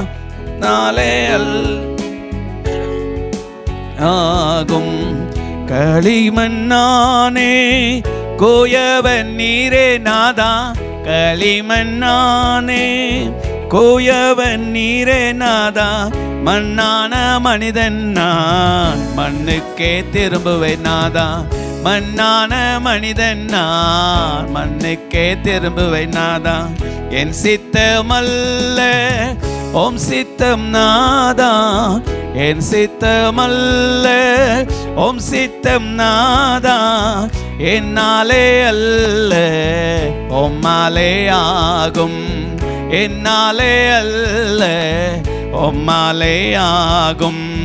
பாதகன் என்மே பாசம் கொண்டீர் நாதா, பாதகன் என்மே பாசம் கொண்டீர் நாதா, பாரெல்லா உன் புகழ் பாடி மகிழ்வேனே நாதா, பாரெல்லா உன் புகழ் பாடி மகிழ்வே நாதா. என் சித்தமல்ல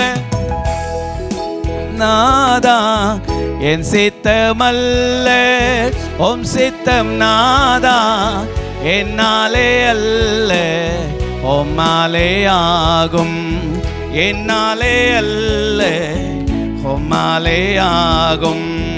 உம் திரு இரத்தத்தால் மீட்டு கொண்டீர் நாதா, உம் திரு இரத்தத்தால் மீட்டு கொண்டீர் நாதா, உம் செல்ல பிள்ளையாய் சொந்தம் ஆனே நாதா, உம் செல்ல பிள்ளையாய் சொந்தம் ஆனே நாதா.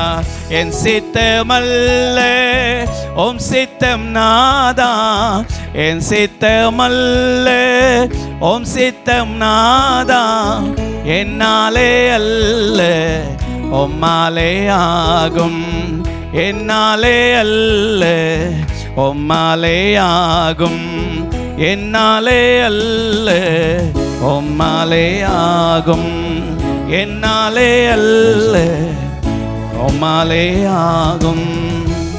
இந்த காலவேளையில் கர்த்தர் தேவ சித்தத்தை குறித்து நம்மோடு கூட கர்த்தர் பேசியிருக்கிறார்.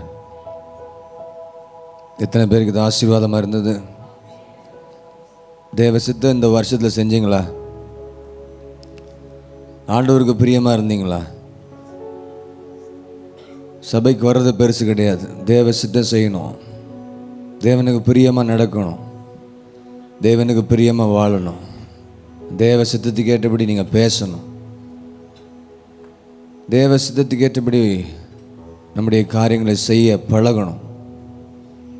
அதுதான் தேவன் நம்மிடத்தில் எதிர்பார்க்கிறார். பரிசுத்தமாக இருக்கணும், எல்லாவற்றிலையும் ஸ்தோத்திரம் பண்ணணும், எல்லாருக்காக ஜெபிக்கணும். தேவ சித்தம் என்ன என்பதை நாம் அறிந்து நாம் செயல்படணும். வருஷத்தின் இறுதி நாட்களிலே ஆண்டவருடைய சித்தத்தை செய்ய கற்றுக்கொள்ளுங்க.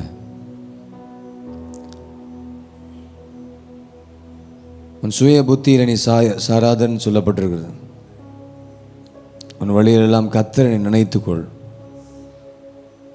ஆண்டவர் நினைத்திருந்தீங்கன்னா நீங்கள் சித்தம் செய்வீங்க. நல்ல ஒரு தீர்மானத்தோடு கடந்து செல்லுங்க.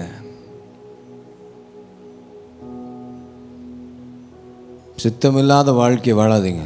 அவருக்கு என்ன சித்தமோ அவரே ஆண்டவரை இயேசு கிறிஸ்துவே பிதாவுடைய சித்தத்தை நிறைவேற்றும்படியாக நான் வந்தேன்னு சொல்கிறார். நாமளும் ஆண்டுடைய சித்தத்தை செய்யணும். எல்லா கூட்டங்களும் நாம் பங்கு பெறுகிறோம். ஒவ்வொரு கூட்டத்தினுடைய செய்தியை கேட்டுட்டு அப்படியே போகிறதில்ல. அதை நாம் எப்படி இருக்கிறோம்? இவ்வளோ 5 மெசேஜ் 6 மெசேஜ் கேட்டும் நீ மனம் திரும்பலைன்னா இந்த ஜெபங்களுக்கு வந்து ஒரு பிரயோஜனமும் இல்லை.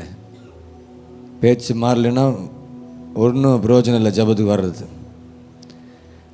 நல்ல தீர்மானத்தோடு நல்ல தேவ சமூகத்தில் உங்களை உயர்த்து நீங்கள் ஆராய்ந்து பார்த்து உங்களை சுத்திகரித்து கொள்ளுங்க. அவருடைய சித்தத்துக்காக காத்துருங்க. அந்த வாக்குத்தத்தம் நிறைவேறினா பொறுமையோடு காத்திருக்கணும். ஆத்திரப்பட்டு எதையும் செஞ்சு அப்புறம் கண்ணீரோடு தான் இருப்பீங்க வாழ்க்கை முழுவதும்.